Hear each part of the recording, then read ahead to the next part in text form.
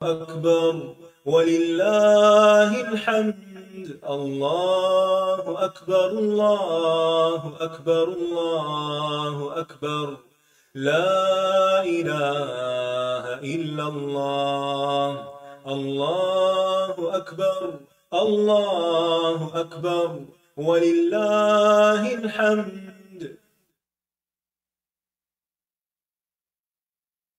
أعوذ بالله من الشيطان الرجيم.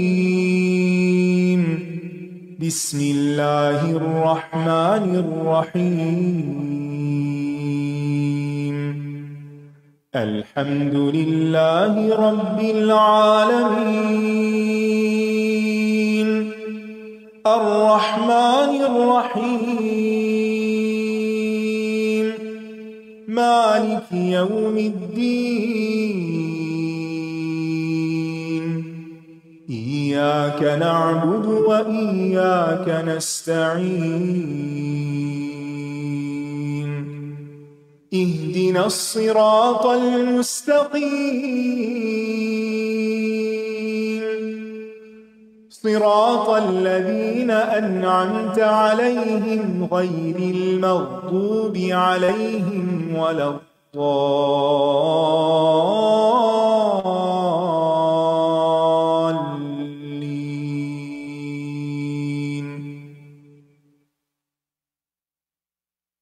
السلام علیکم ورحمۃ اللہ وبرکاتہ. نحمده ونصلی علی رسولہ الکریم. اما بعد فاعوذ باللہ من الشیطان الرجیم. بسم اللہ الرحمن الرحیم. رب اشرح لی صدری ویسر لی امری واحلل عقدۃ من لسانی یفقہوا قولی. وكم أهلكنا قبلهم من قرن هم أشد منهم بطشا فنقبوا في البلاد هل من محيص. وَكَمْ أَهْلَكْنَا قَبْلَهُمْ مِنْ قَرْنٍ، اور کتنی ہی ہلاک کر دی ہم نے ان سے پہلے قومیں. قرن کس کو کہتے ہیں؟ قوم کو جو ایک ہی زمانے میں رہنے والے لوگ ہوتے ہیں، ایک ہی جگہ. ہم اشد منہم بطشا، وہ ان سے بڑھ کر تھے طاقت میں، پکڑ میں. بطش پکڑ کو کہتے ہیں نا. فنقبوا فی البلاد، تو وہ خوب گھومے دنیا میں. ہم سمجھتے ہیں کہ کمیونیکیشن کے ذرائع اس وقت زیادہ ہیں تو لوگوں کی آمد و رفت بہت ہو گئی ہے اور ایئرپورٹس پہ ہر وقت رش لگا رہتا ہے، لیکن قدیم زمانے کے لوگ بھی دنیا کو ایکسپلور کرنے میں پیچھے نہیں تھے. نقبو کا لفظی معنی ہوتا ہے نقب لگانا. نقب سوراخ کو کہتے ہیں، لیکن بنیادی طور پر یہاں معنی سفر کرنا ہے. یعنی کہ لفظی معنی کیا ہوتا ہے؟ دیوار یا چمڑے میں سوراخ کرنا. اور مراد اس سے کیا ہوتی ہے؟ سفر کرنا. اور نقب ینقب، تنقیب جو ہے باب تفعیل میں کیا معنی پایا جاتا ہے؟ تکرار اور کثرت کا، کہ خوب خوب ایک کام کرنا. جیسے قتل یقتل، تقتیل کا کیا معنی ہوتا ہے؟ خوب خوب ٹکڑے کرنا. قطع یقطع تقطیع. اسی طرح بلغ یبلغ، تبلیغ میں بھی، علم یعلم، تعلیم میں بھی.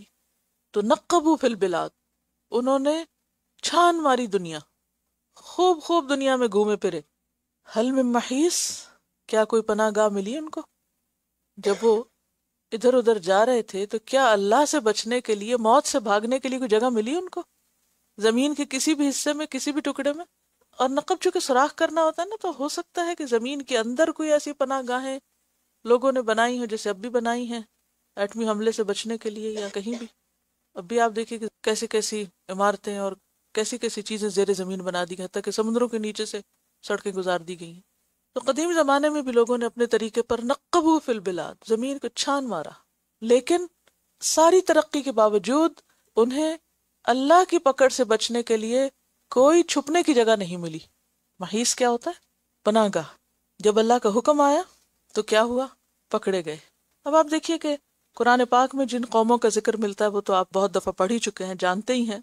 تو اہل مکہ کو خاص طور پر انہی سے ڈرایا جا رہا ہے، انہی کے حال سے عبرت دلائی جا رہی ہے. سورہ زخرف میں بھی آتا ہے فَأَهْلَكْنَا أَشَدَّ مِنْهُمْ بَطْشًا وَمَضَى مَثَلُ الْأَوَّلِينَ.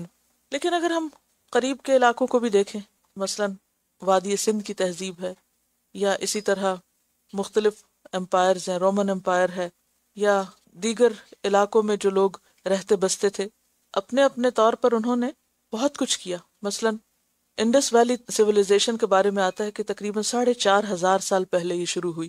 دریائے سندھ اپنے ساتھ زرخیز مٹی بہا کے لاتا جو کناروں پہ پھیل جاتی، اس کی وجہ سے کاشتکاری بہت آسان ہوئی۔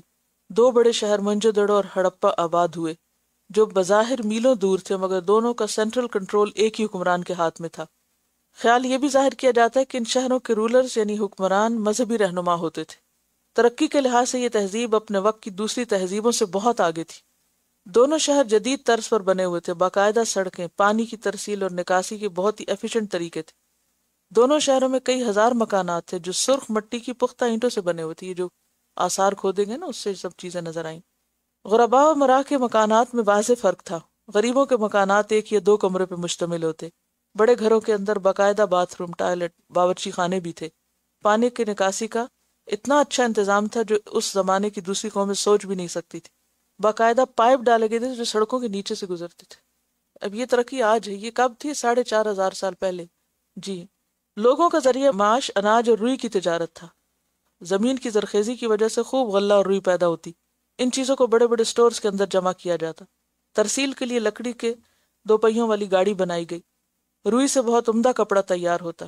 دریائے نیل کے کنارے بسنے والے شہروں کے ساتھ اس کپڑے کی تجارت ہوتی۔ نقبوا فی البلاد، 4500 سال پہلے بھی سندھ اور ایجپٹ کے درمیان تجارتی سفر ہوتے تھے اور کنیکشن تھے۔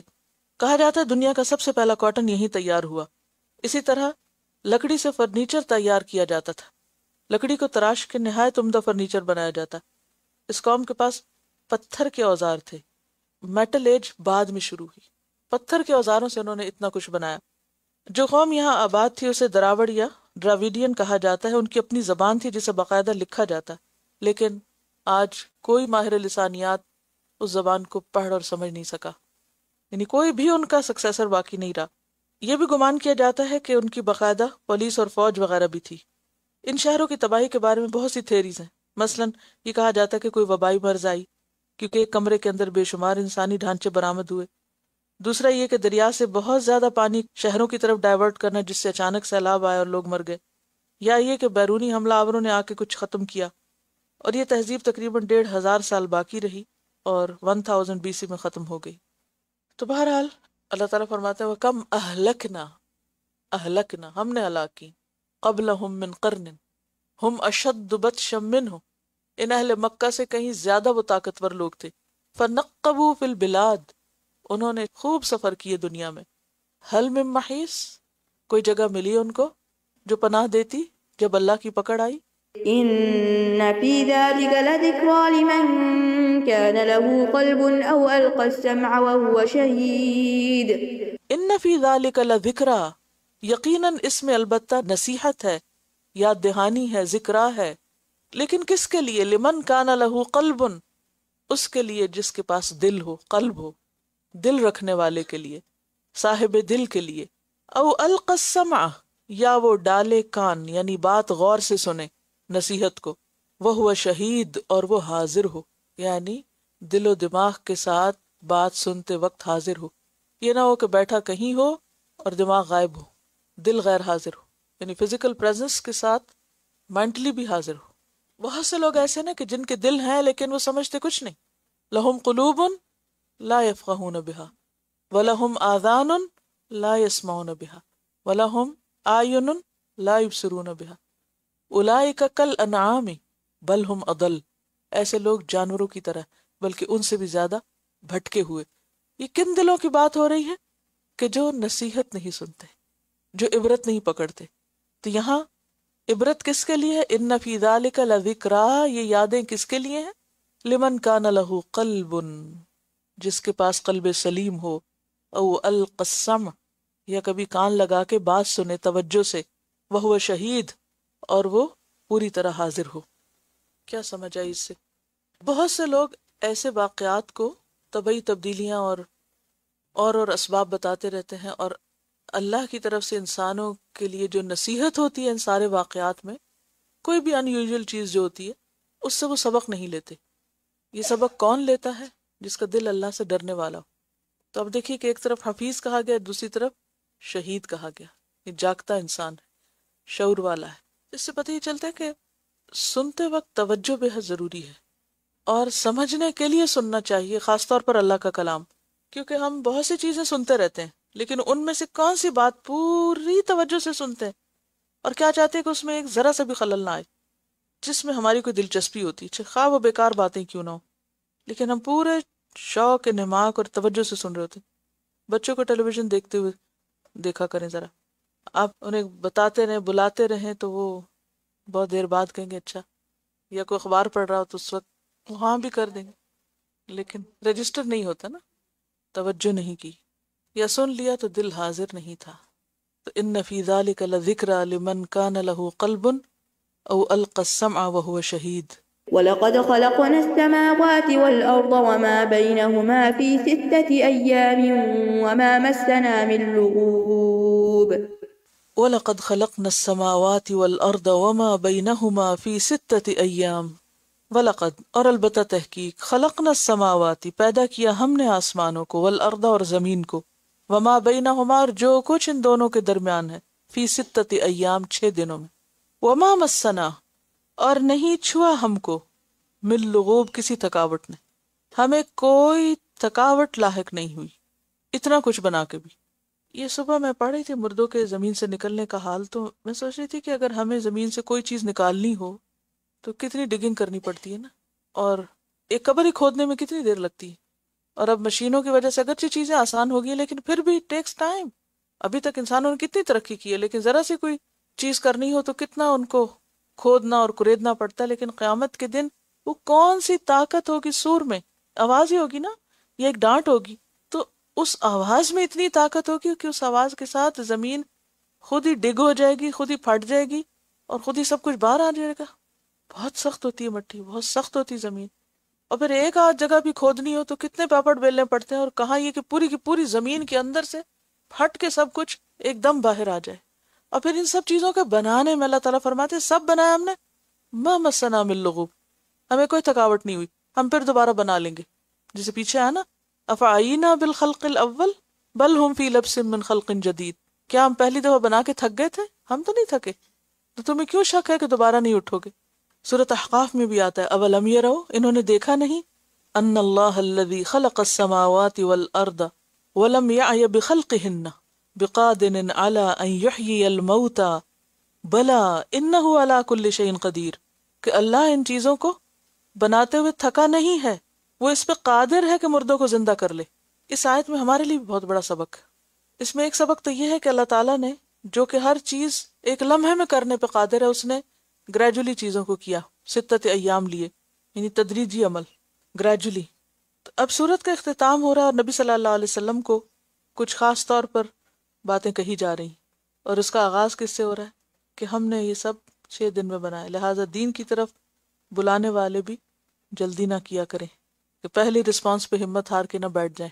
ایک دفعہ کسی کو کچھ کہا، نہیں مانا، نہیں سنا، کہتے رہیں، کیونکہ اگلی ساتھ ہی آیت میں کیا فرمایا، فاصبر على ما يقولون وسبح بحمد ربك قبل طلوع الشمس وقبل الغروب ومن الليل فسبحه وأدبار السجود۔ فاصبر علی ما یقولون، صبر کیجیے ان باتوں پہ جو وہ کہہ رہے ہیں، کیونکہ دعوت کا کام اول سے آخر تک صبر ہی صبر ہے، دین کی تبلیغ صبر کے بغیر نہیں ہو سکتی، اور ہم کیا چاہتے ہیں؟ فوری نتیجہ، آج بتایا کل بس سامنے آ جائے۔ تو اللہ کی طرف بلانے والا پوری ڈٹرمنیشن کے ساتھ کب کام کر سکتا ہے؟ جب وہ نتیجے کو بھول کے کام کرے، نتیجہ سامنے آئے یا نہ آئے، وہ کام کرتا چلا جائے۔ یاد رہے گی یہ بات؟ یعنی اگر آپ کی نگاہ نتیجے پہ لگ گئی نا، جیسے ہم کوئی سفر کر رہے ہوتے ہیں تو سائن بورڈ دیکھے، اچھا کتنا رہ گیا، آپ کتنے کلومیٹر باقی ہے، کتنی جلدی گھبرا جاتے ہیں، اکتا جاتے ہیں نا سفر سے بھی، کتنے گھنٹے رہ گئے، جہاز میں وہ نظر کچھ نہیں آتا تو پھر گھنٹے دیکھتے رہتے ہیں، اتنے ہو گئے، اتنے رہ گئے، اور بعض اوقات تو مستقل وہ سامنے اس اسکرین پہ نظریں لگی ہوئی ہوتی ہیں جہاں وہ بتاتے ہیں اتنے مائلز رہ گئے اور اتنا سفر ہو گیا۔ تو اللہ کی طرف بلانے والے مائلج نہیں گنتے، مائلج نہیں دیکھتے، اور نہ یہ دیکھتے ہیں کتنا سفر آگے ہو گیا اور کتنا باقی ہے۔ انہیں اس سے غرض ہوتی کہ مجھے جو وقت اور موقع اور صلاحیت ملی، میں اس کو بیسٹ پاسبل وے میں کس طرح استعمال کروں۔ نتائج تو اللہ کے ہاتھ میں ہے، اور وہ گننے کے لیے کافی ہے نا، ہم چلے بھی گئے دنیا سے تو وہ گنتا رہے گا جو جو کچھ ہم چھوڑ گئے۔ اس لیے کیا کہا، فاصبر علی ما یقولون وسبح بحمد ربک قبل طلوع الشمس وقبل الغروب، اور جب صبر کرنا مشکل ہو جائے تو صبر میں کیا چیز مدد دیتی ہے؟ تسبیح، وسبح تسبیح کرو. اور تسبیح سے مراد یہاں اللہ کا ذکر بھی لیا گیا اور نماز بھی لی گئی. اگر نماز ہو تو طلوع الشمس سے پہلے فجر ہے اور قبل الغروب سے ظہر اور عصر ہے. وسبح بحمد ربک، اپنے رب کی حمد کے ساتھ تسبیح کرو، قبل طلوع الشمس وقبل الغروب. اور اس سے مراد اگر صرف تسبیح یا ذکر لیا جائے تو اس کا معنی بھی کیا ہے کہ صبح شام اللہ کی خاص طور پر تسبیح کی جائے. اور وہ آپ نے صبح شام کی دعا میں پڑھا ہوگا نا، سبحان اللہ و بحمدہ. کیا فضیلت ہے اس کی، 100 دفعہ پڑھنے کا حکم ہے نا، 100 دفعہ صبح اور 100 دفعہ شام. جو شخص صبح شام اس کو 100 دفعہ پڑھتا ہے قیامت کے دن اس سے بہتر عمل نہیں لائے گا مگر وہی جس نے یہ عمل کیا ہو. ایاک نستعین میں سبحان اللہ و بحمدہ لکھا ہوا ہے. تسبیح جو ہے صبح اور شام، اور اس کا وقت بھی بتا دی گیا، قبل طلوع الشمس، وقت پہ فجر پڑھیں گے تو قبل طلوع الشمس تسبیح کر سکیں گے. وقبل الغروب، مغرب سے پہلے یہ تسبیح ہے یعنی عصر کے بعد. ومن اللیل، اور رات کے اوقات میں بھی. اب یہ نہ سوچے انسان صبح شام کر لی تو کافی ہو گئی. فسبح، تسبیح کرو اس کی. تو بعض نے کہا رات کے اوقات سے مراد پھر یہاں مغرب اور عشاء کی نمازیں ہوگی، اور ورنہ رات کو سونے سے پہلے بھی آپ صلی اللہ علیہ وسلم نے حضرت فاطمہ کو کیا سکھایا تھا؟ 33 بار سبحان اللہ اور 33 بار الحمدللہ اور 33 بار اللہ اکبر. وادبار السجود، اور سجدوں کے پیچھے بھی. ادبار دبر سے نا پیچھے، یعنی نماز کے بعد بھی. تو بعض نے کہا اس سے مراد نماز کے بعد جو تسبیحات ہم کرتے ہیں فرض کے بعد، سبحان اللہ اور الحمدللہ اور اللہ اکبر. بخاری کی روایت سے بھی ہمیں پتہ چلتا ہے. بخاری کی روایت میں آتا ہے، جریر بن عبداللہ بجلی کہتے ہیں کہ ایک رات ہم آپ کے ساتھ بیٹھے ہوئے تھے، آپ نے چاند کو دیکھا جو 14ویں رات کا تھا.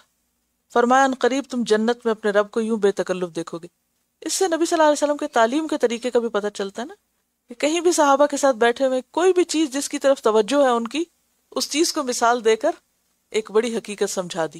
تو صحابہ بیٹھے ہوئے تھے اور بے تکلفی میں تھے، چاند نظر آ رہا تھا، تو آپ نے فرمایا تم اپنے رب کو اس طرح دیکھو گے جیسے چاند کو دیکھ رہے ہو، کوئی مشکل نہیں ہوگی اور تمہیں کوئی تکلیف محسوس نہ ہوگی، کیونکہ سورج کو دیکھنے میں تکلیف ہوتی ہے لیکن چاند کو دیکھنے میں تکلیف نہیں ہوتی. پھر اگر تم ایسا کر سکو، یعنی اگر اپنے رب کو دیکھنا چاہتے ہو تو پھر کیا کرو؟ پھر اگر تم ایسا کر سکو کہ تم سے طلوع آفتاب سے پہلے کی نماز اور غروب آفتاب سے پہلے کی نماز قضا نہ ہونے پائے تو ایسا ہی کرو. اس کے بعد آپ نے یہی آیت پڑھی. تو اس سے کیا پتہ چلتا ہے کہ یہاں تسبیح سے مراد نمازیں بھی ہیں، یعنی دونوں چیزیں ہیں، تسبیح بھی ہے اور نماز بھی. اور عام تسبیحات کے پڑھنے کے بارے میں کیا آتا ہے؟ حضرت ابو ہریرہ کہتے ہیں کہ کچھ محتاج لوگ آپ کی خدمت میں حاضر ہوئے، کہنے لگے کہ مالدار لوگ تو بلند درجے لے گئے اور ہمارا چین لوٹ گیا. ہماری طرح وہ بھی نمازیں ادا کرتے ہیں، روزہ رکھتے ہیں، پھر ان کے پاس پیسہ ہے جو ہم سے زائد چیز ہے، جس سے وہ حج عمرہ جہاد صدقہ خیرات کرتے ہیں جو ہم نہیں کر سکتے. آپ نے فرمایا میں تمہیں ایسی بات نہ بتاؤں جو تم کرو گے تو آگے بڑھنے والوں کو پکڑ لو گے اور تم کو کوئی نہ پا سکے گا، یعنی بہت آگے نیکیوں میں نکل جاؤ گے. جو تمہارے پیچھے ہے وہ تمہیں نہیں پا سکے گا اور تم اپنے زمانے والوں میں سب سے اچھے بن جاؤ گے. تو تم پر نماز کے بعد 33 بار سبحان اللہ الحمدللہ اور اللہ اکبر کہنا ہے، اور بعض روایات میں 34 بار اللہ اکبر، یعنی 33 بار سبحان اللہ اور الحمدللہ اور 34 بار اللہ اکبر. اب ایک اور روایت میں آتا ہے کہ مالدار لوگوں کو یہ پتہ چلا تو وہ بھی تسبیح پڑھنے لگ گئے. تو آپ نے فرمایا یہ اللہ کا فضل ہے جسے چاہے دے. اور یہ بھی ہوتا ہے نا کہ انسان کے پاس مال ہوتا بھی ہے لیکن انسان توجہ نہیں کرتا کہ اسے اللہ کے راستے میں بھی خرچ کرنا ہے. ایک اور روایت میں آتا ہے کہ تمہارے درمیان لکھنے والے فرشتے یکے بعد دیگرے آتے رہتے ہیں، یعنی صبح شام تبدیل ہوتے ہیں، کچھ فرشتے رات میں اور کچھ دن میں. اور فرشتوں کی جماعتیں کب تبدیل ہوتی ہیں؟ عصر اور فجر میں، یہی انہی اوقات میں. پھر جن فرشتوں نے تمہارے ساتھ راز گزاری ہوتی ہے وہ اوپر اللہ کے پاس چلے جاتے ہیں.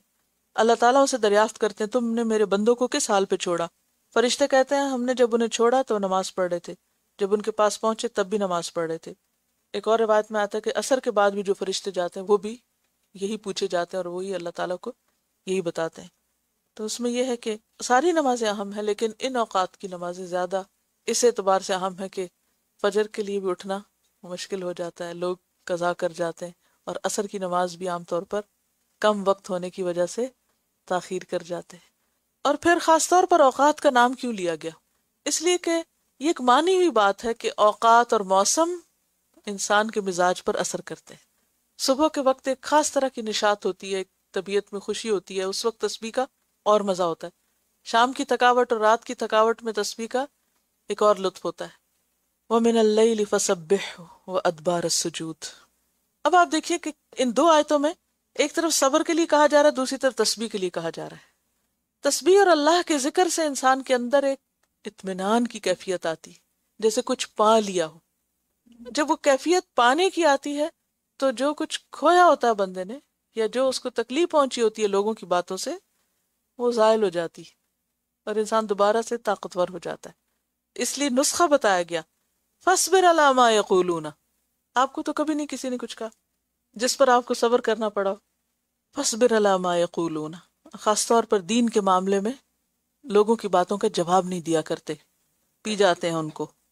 اب ہوتا کیا، جب پی جاتے ہیں تو اندر تکلیف شروع ہو جاتی ہے۔ تو اندر کی تکلیف کا علاج کیا ہے؟ وَسَبِّحْ بِحَمْدِ رَبِّكَ قَبْلَ طُلُوعِ الشَّمْسِ وَقَبْلَ الْغُرُوبِ۔ اور یہ آزمایا ہوا نسخہ ہے کہ اگر کبھی طبیعت بہت ہی بھاری ہو تو خاص طور پر بیٹھ کر تسبیح کریں، یعنی بیٹھ جائے نماز کے بعد، دونوں نمازوں کے بعد، اور تسبیح کر کے اٹھے، کہ اللہ کا حکم ہے نا۔ یہ صبر کا نسخہ ہے، یعنی صبر کے لیے ایک سپورٹ ہے تسبیح۔ یہ دونوں چیزیں پھر مایوس نہیں کرتی انسان کو۔ اصل بات یہ ہے کہ جو انسان انسانوں سے توقعات رکھتا ہے وہ ہمیشہ مایوس رہتا ہے، اور جس شخص کو اللہ سے لو لگ جاتی ہے نا، اواب اور حفیظ بن جاتا ہے، تو پھر اس کے بعد اس کا حال کیا ہوتا ہے؟ کوئی بھی اس کی زندگی میں محرومی ہوتی ہے تو اللہ تعالیٰ اس کی ہر چیز کا نعم البدل بن جاتا ہے۔ اچھا، ہمارے غم کیا ہوتے ہیں؟ یہ نہیں ہے میرے پاس، وہ نہیں ہے، یہ کھو گیا، وہ کم ہو گیا، وہ نکل گیا، وہ چلا گیا، اس نے یہ کہہ دیا، اس نے۔ کبھی آپ غم کو انالائز کریں نا، آپ کا دل کیوں پریشان ہوتا ہے؟ اپنی پریشانیوں کو لکھ لیں اور اپنے ساتھ ساتھ بولیں، اچھا اس بات سے میں پریشان ہوں، اس سے ہوں، اس سے ہوں، اس سے ہوں، لسٹ بنا لیں جو بھی ہے۔ تو اس میں آپ دیکھیں گے کہ یا تو کسی کی کوئی بات ہوگی، کسی نے آپ کو کچھ کہہ دیا ہوگا، یا پھر یہ ہے کہ کچھ نقصان ہو گیا ہوگا۔ لیکن جس شخص کو رب مل جائے نا، اس کے لیے یہ دونوں چیزیں، پھر یہ احساس محرومی اور لوگوں کی باتیں، اور وہ اس کا نعم البدل بن جاتا ہے، اس کو ایک آلٹرنیٹ مل جاتا ہے۔ اچھا اگر یہ گیا تو یہ ہے نا، یہ نہیں تو یہ ہے نا، اس نے کچھ کہہ دیا تو وہ ہے نا، وہ دیکھ رہا ہے نا، وہ سن رہا ہے۔ اگر صبر کیا تو فَاصْبِرْ لِحُکْمِ رَبِّكَ، رب کے لیے صبر ہو سکتا ہے، بندوں کے لیے تو نہیں ہو سکتا، کیونکہ بندوں کو تو پتہ بھی نہیں ہوتا کہ ہم صبر کر رہے ہیں۔ تو اللہ کا پانا جو ہے نا، اللہ کی معرفت، وہ ہر چیز کا نعم البدل ہے۔ وہ اتنی بڑی چیز ہے کہ جس کو پا کے ہر محرومی بھول جاتی ہے انسان کو، سیلف پٹی کا شکار نہیں ہوتا پھر انسان۔ کچھ بھی نہیں تو کیا ہوا، سو وٹ، نہ صحیح، وہ ہے نا کافی، حسبی اللہ و نعم الوکیل۔ اور یہ قوت کہاں سے آتی ہے؟ سبح بحمد ربک، سبحان اللہ اور الحمدللہ کا ذکر اور نماز سے۔ اسی لیے کہا گیا نا وَاسْتَعِینُوا بِالصَّبْرِ وَالصَّلَاةِ، سورۃ الحجر میں بھی یہ علاج بتایا گیا تھا۔ وَلَقَدْ نَعْلَمُ أَنَّكَ يَضِيقُ صَدْرُكَ، ہمیں پتہ ہے آپ کا دل تنگ ہوتا ہے، بِمَا يَقُولُونَ، ان کی باتوں سے۔ تو کیا کرو؟ فَسَبِّحْ بِحَمْدِ رَبِّكَ وَكُن مِّنَ السَّاجِدِينَ، وہاں الگ الگ تسبیح اور سجدہ نماز کا ذکر کیا گیا۔ جب بھی لوگوں کی باتوں سے دل تنگ ہو، چاہے کوئی ذاتی باتیں ہوں یا پھر دین کے راستے میں کوئی بھی، تو لوگوں کی باتوں سے پریشانی کا علاج ہی تسبیح اور نماز ہے، کیونکہ غم غم ہی نہیں رہے گا، پھر لوگوں کو غم لگ جائے گا کہ ان کو غم کیوں نہیں۔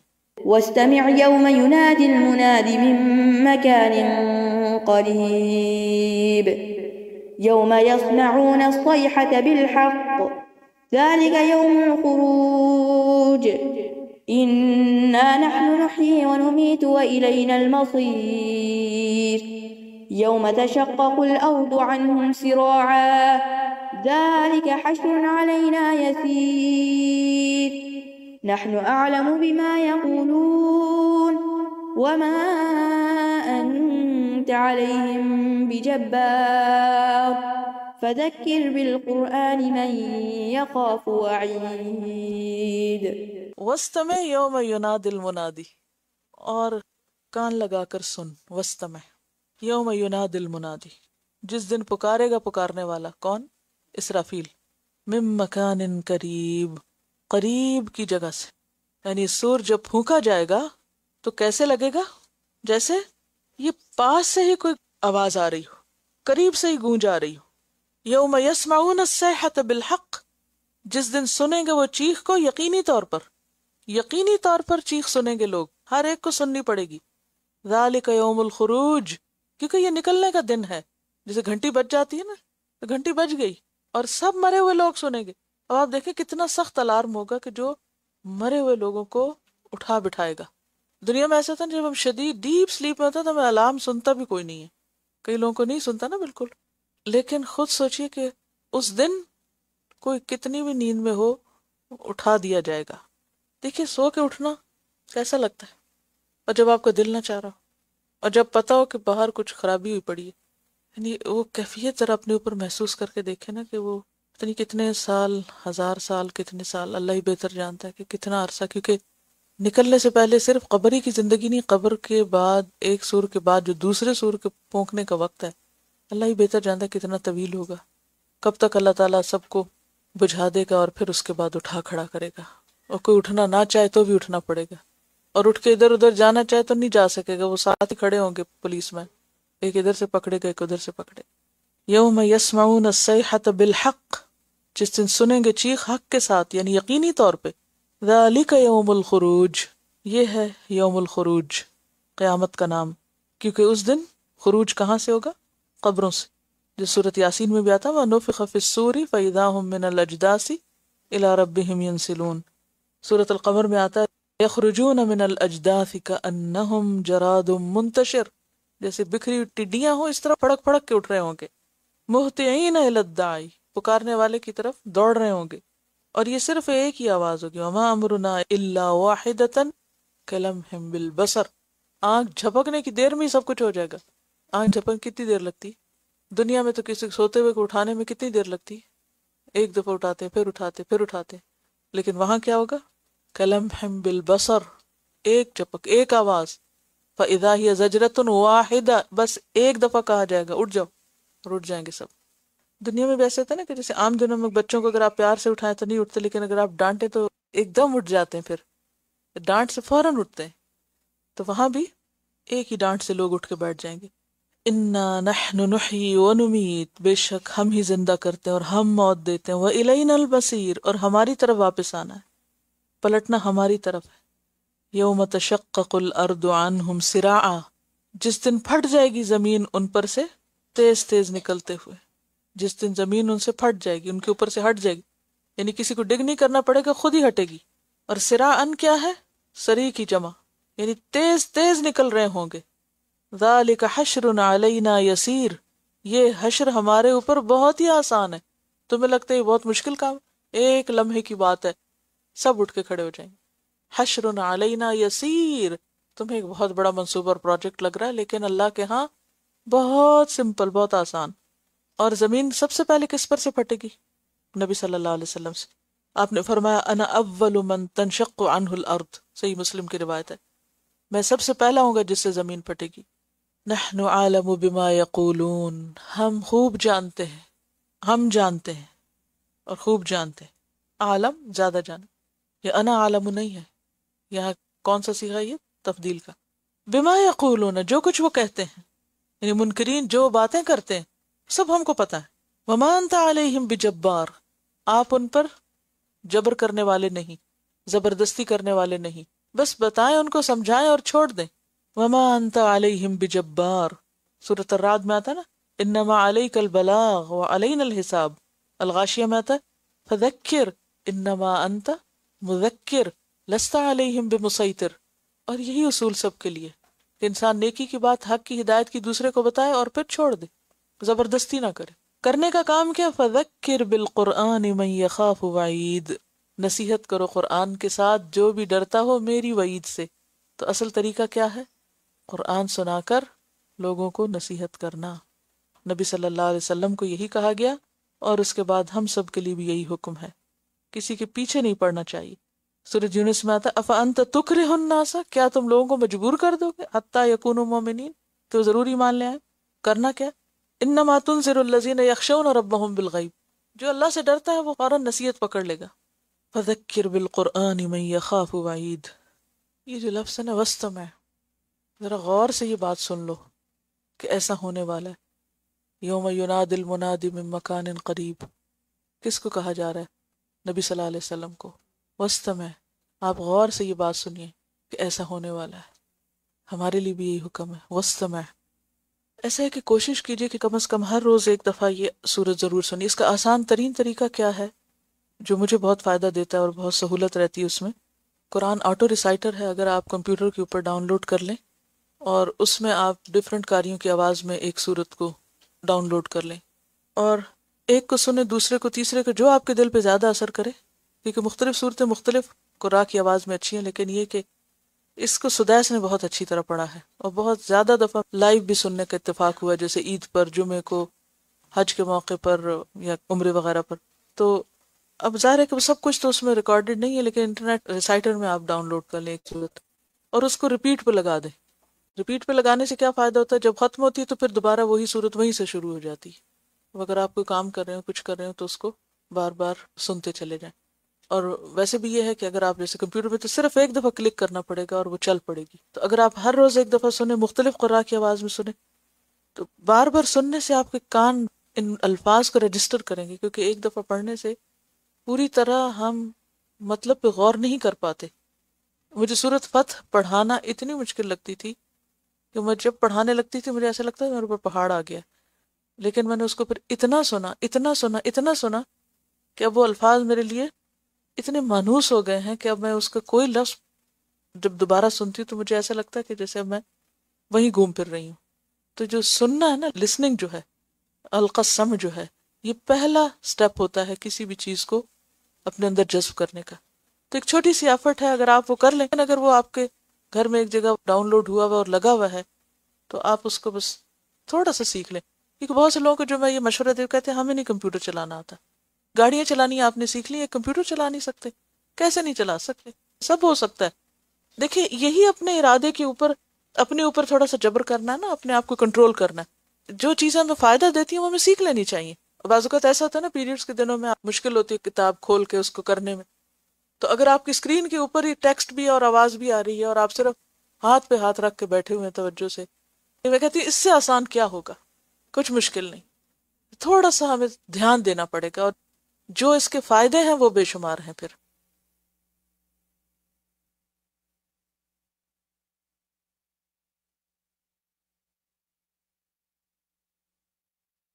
بسم اللہ الرحمن الرحیم والذاریات ذروا فالحاملات وقرا فالجاریات یسرا فالمقسمات امرا. سورۃ الذاریات.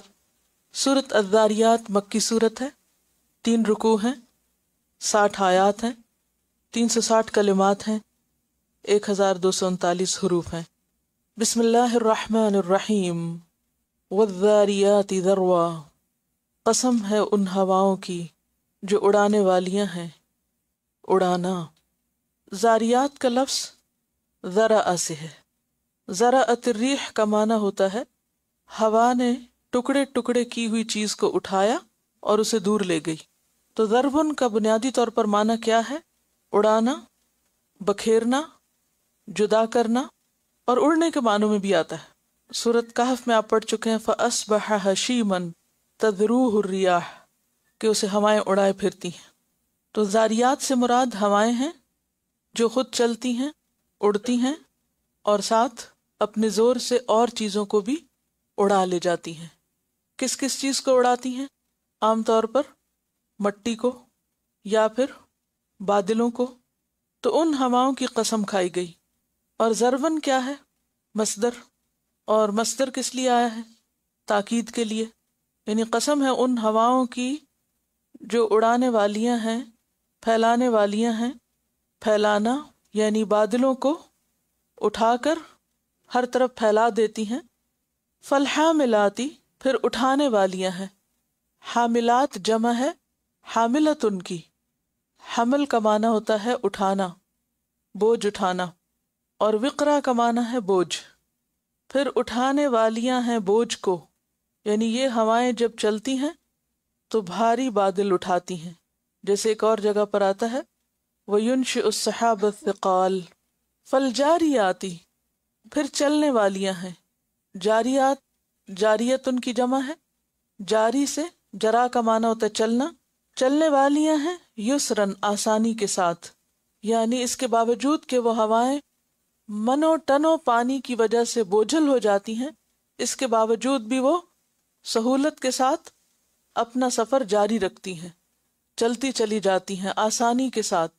فالمقسماتی، پھر تقسیم کرنے والیاں ہیں، مقسم جو ہے مفاعل کے وزن پر ہے تقسیم سے، پھر وہ تقسیم کرنے والیاں ہیں امرن، حکم کو، یعنی اللہ کے حکم کے مطابق جو بارش جہاں پر برسنی چاہیے وہاں وہ بارش برساتی ہیں، اور اس طرح لوگوں کے درمیان رزق تقسیم ہوتے ہیں۔ اور ان چاروں قسم کی ہواؤں یا ہوا کے ان چاروں کاموں کو سامنے رکھ کر گواہ بنا کر کیا کہا جا رہا ہے؟ انما توعدون لصادق وان الدین لواقع۔ انما توعدون لصادق، کہ بے شک وہ چیز جس کا تم سے وعدہ کیا جا رہا ہے یعنی قیامت کا آنا، لصادق، البتہ سچی ہے۔ یعنی ہوائیں اور ہواؤں کا یہ نظام اور ہواؤں کے یہ کام اس بات پر گواہ ہیں کہ جو رب یہ سب کچھ کر رہا ہے وہ رب قیامت کے لانے پر بھی پوری طرح قادر ہے اور تمہیں دوبارہ زندہ کر سکتا ہے۔ سوال یہ پیدا ہوتا ہے کہ ہواؤں کو کیوں گواہ بنایا گیا؟ کیونکہ جس چیز کی قسم کھائی جاتی ہے بنیادی طور پر اس کو گواہ بنایا جاتا ہے یا اس کو بطور دلیل پیش کیا جاتا ہے۔ تو ہوا کس طرح دلیل ہے قیامت کے آنے پر؟ اگر آپ ہوا کے چلنے کو دیکھیں تو بالکل ایک نظر نہ آنے والی چیز، یعنی ہوا بظاہر نظر نہ آنے والی چیز ہے مگر اپنا ایک وجود رکھتی اور بڑے بڑے کام کرتی ہے۔ کس طرح ہوا چلتی ہے؟ والذاریات ذروا، چل رہی ہے ہوا، فالحاملات وقرا، اور کس طرح سمندر کے پانی کو باریک قطروں کی شکل میں اٹھا لیتی ہے۔ یعنی بادل بننے کا جو پہلا مرحلہ ہے اس پر غور کیجئے۔ اگر نیاگرا فالز آپ گئے ہوں قریب میں تو آپ نے دیکھا ہوگا کہ کس طرح بادل اٹھ رہے ہوتے ہیں، اور جس وقت وہ بادل اٹھتے ہیں تو کتنے باریک ذروں کی شکل میں ہوتے ہیں۔ فالحاملات وقرا، فالجاریات یسرا، اور جو بادل اوپر جاتے ہیں، جو اوپر کا ٹمپریچر وہ ٹھنڈا ہوتا ہے اور پھر وہ باقاعدہ بادلوں کی شکل اختیار کرتی ہیں۔ تو بادل جو ہیں وہ اپنے اندر ٹنز آف ٹنز پانی رکھتے ہیں، لیکن اس کے باوجود وہ یوں چل رہے ہوتے ہیں جیسے ہلکی پھلکی کوئی چیز چل رہی ہو۔ تو کس طرح وہ پانی کے قطرے اٹھے، اوپر گئے، جمع ہوئے، اور پھر وہ بامقصد سفر اختیار کر گئے، اور پھر جہاں اللہ نے چاہا برس گئے اور وہاں ایک نئی زندگی پیدا ہو گئی۔ تو یہ سارا عمل گواہ ہے کس پر؟ کہ اسی طرح موت آئے گی، انسان کی روح چلی جائے گی، پھر اس کا جسم زمین میں گھل جائے گا، پھر اللہ کا حکم آئے گا تو وہ پھیلے ہوئے ذرات دوبارہ جمع ہو جائیں گے اور انسان اٹھ کھڑا ہوگا اور اللہ کو حساب کتاب دے گا۔ وہ چیز جو بظاہر ایک معمولی نظر آتی ہے وہ ایک بہت بڑی حقیقت میں بدل جائے گی۔ بعض مفسرین نے اس سے مختلف چیزیں مراد لی ہیں، یعنی ایک معنی تو وہ ہے جو اس وقت میں نے آپ کو بتایا کہ ان چاروں سے مراد کیا ہے، زاریات، حاملات، جاریات، مقسمات، یہ کیا ہے؟ ہوائیں۔ ایک معنی یہ ہے اس کا، اور دوسرا معنی کیا ہے کہ یہ چار مختلف اشیاء ہیں۔ اس کے بارے میں حضرت علی رضی اللہ تعالیٰ عنہ کی ایک روایت بھی آتی ہے کہ ایک مرتبہ آپ نے برسر ممبر لوگوں سے کہا کہ لوگوں جو مجھ سے پوچھنا چاہو پوچھ لو۔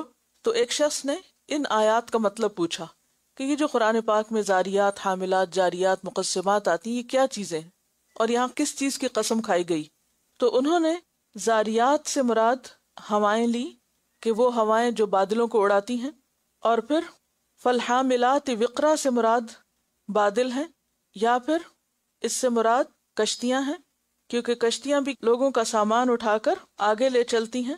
تو آپ نے زاریات سے مراد ہوائیں لی، حاملات سے مراد بادل لیے، جاریات سے مراد کشتیاں لی، فالجاریات یسرا، کیونکہ قرآن پاک میں ایک اور جگہ پر بھی آتا ہے اِنَّا لَمَّا طَغَى الْمَاءُ حَمَلْنَاكُمْ فِي الْجَارِيَةِ، کہ جب پانی سرکش ہو گیا، جب قوم نوح کے پاس عذاب آیا تو حَمَلْنَاكُمْ فِي الْجَارِيَةِ، تو جاریہ سے مراد کیا ہے؟ کشتی۔ یعنی کشتیوں کے اوپر آپ دیکھیے کہ کتنا سامان لدا ہوا ہوتا ہے، لیکن جب کشتیاں چل رہی ہوتی ہیں تو اتنی اسموتھلی چل رہی ہوتی ہیں جیسے بالکل ہلکی پھلکی کوئی چیز تیر کے جا رہی ہو، یعنی اتنے بوجھ کے باوجود۔ اور پھر فالمقسمات امرا سے مراد فرشتے لیے کہ فرشتے اللہ کے حکم سے لوگوں کے درمیان رزق تقسیم کرتے ہیں۔ یعنی بارش برسانے کا انتظام کرتے ہیں اور پھر اس سے رزق پیدا ہوتا ہے لوگوں کے لیے. انما توعدون لصادق، تو بے شک جس چیز کا تم سے وعدہ کیا جا رہا ہے وہ بالکل درست وعدہ ہے. تو پھر اس سے یہ 4 چیزیں جو ہیں وہ گواہ بنائی گئیں اس بات پر کہ اللہ کا وعدہ بالکل سچا ہے. تو وہ کیسے؟ بات یہ ہے کہ یہ چاروں چیزیں کون کون سی؟ ہوائیں، بادل، کشتیاں اور فرشتے، یہ سارے متعلق ہیں کس سے؟ انسان کے رزق سے. یہ اللہ کا انتظام رزق ہے، اور رزق پر بنیاد ہے کس کی؟ زندگی کی. زندگی کس سے قائم ہے؟ رزق سے. اگر ہوائیں نہ چلیں، بادل نہ آئیں، بارش نہ برسے، کشتیاں نہ چلیں، اور پھر یہ سارا رزق کا انتظام نہ ہو تو اس زندگی کا قیام ممکن نہیں. تو جس رب نے یہ سارے انتظام اس زمین پر کیے، وہی رب اس بات پر پوری طرح قادر ہے کہ وہ قیامت کے دن انسانوں کو دوبارہ پیدا کر سکے اور ان کی جزا سزا کا انتظام کر سکے. جس طرح دنیا میں اس نے رزق کا انتظام کیا ہے، اب آپ دیکھیں نا، نیچے کیا ہے؟ زمین، زمین پہ کیا ہے؟ مٹی، اور اوپر کیا ہے؟ آسمان، اور آسمان پہ کیا آتے ہیں؟ بادل. اوپر بادل، نیچے مٹی. ان 2 چیزوں کے ملاپ سے کیا نکلتا ہے؟ رزق. یعنی آؤٹ آف نتھنگ اللہ کس طرح انسانوں کے جینے کا انتظام کرتا ہے، اسی سے تو زندگی ہے. تو بالکل اسی طرح کل قیامت کے دن بھی اللہ تعالیٰ اسی طرح لوگوں کو پیدا کر دے گا اور ان کو زندہ کر دے گا اور زندہ رکھے گا، اور اس کا بھی پورا انتظام اس کے اپنے ہاتھ میں. اور پھر سب سے بڑی بات یہ ہے کہ جو انداز ہے، وَالذَّارِيَاتِ ذَرْوًا فَالْحَامِلَاتِ وِقْرًا فَالْجَارِيَاتِ يُسْرًا فَالْمُقَسِّمَاتِ أَمْرًا، بہت جلالی انداز ہے. الفاظ بذات خود اللہ سبحانہ وتعالیٰ کی قدرت اور حکمت کو ظاہر کر رہے ہیں، اور انسان کے لیے ایک بہت بڑی وارننگ ہے کہ اے انسان، تو اللہ سے بھاگ کر کہاں جائے گا؟ اللہ کو بھول کر کدھر کو جائے گا؟ کون تجھے پناہ دے گا؟ اگر وہ تجھے رزق نہ دے تو تجھے کون رزق دے گا؟ تو اس کی نافرمانی کرے گا تو کہاں چھپے گا؟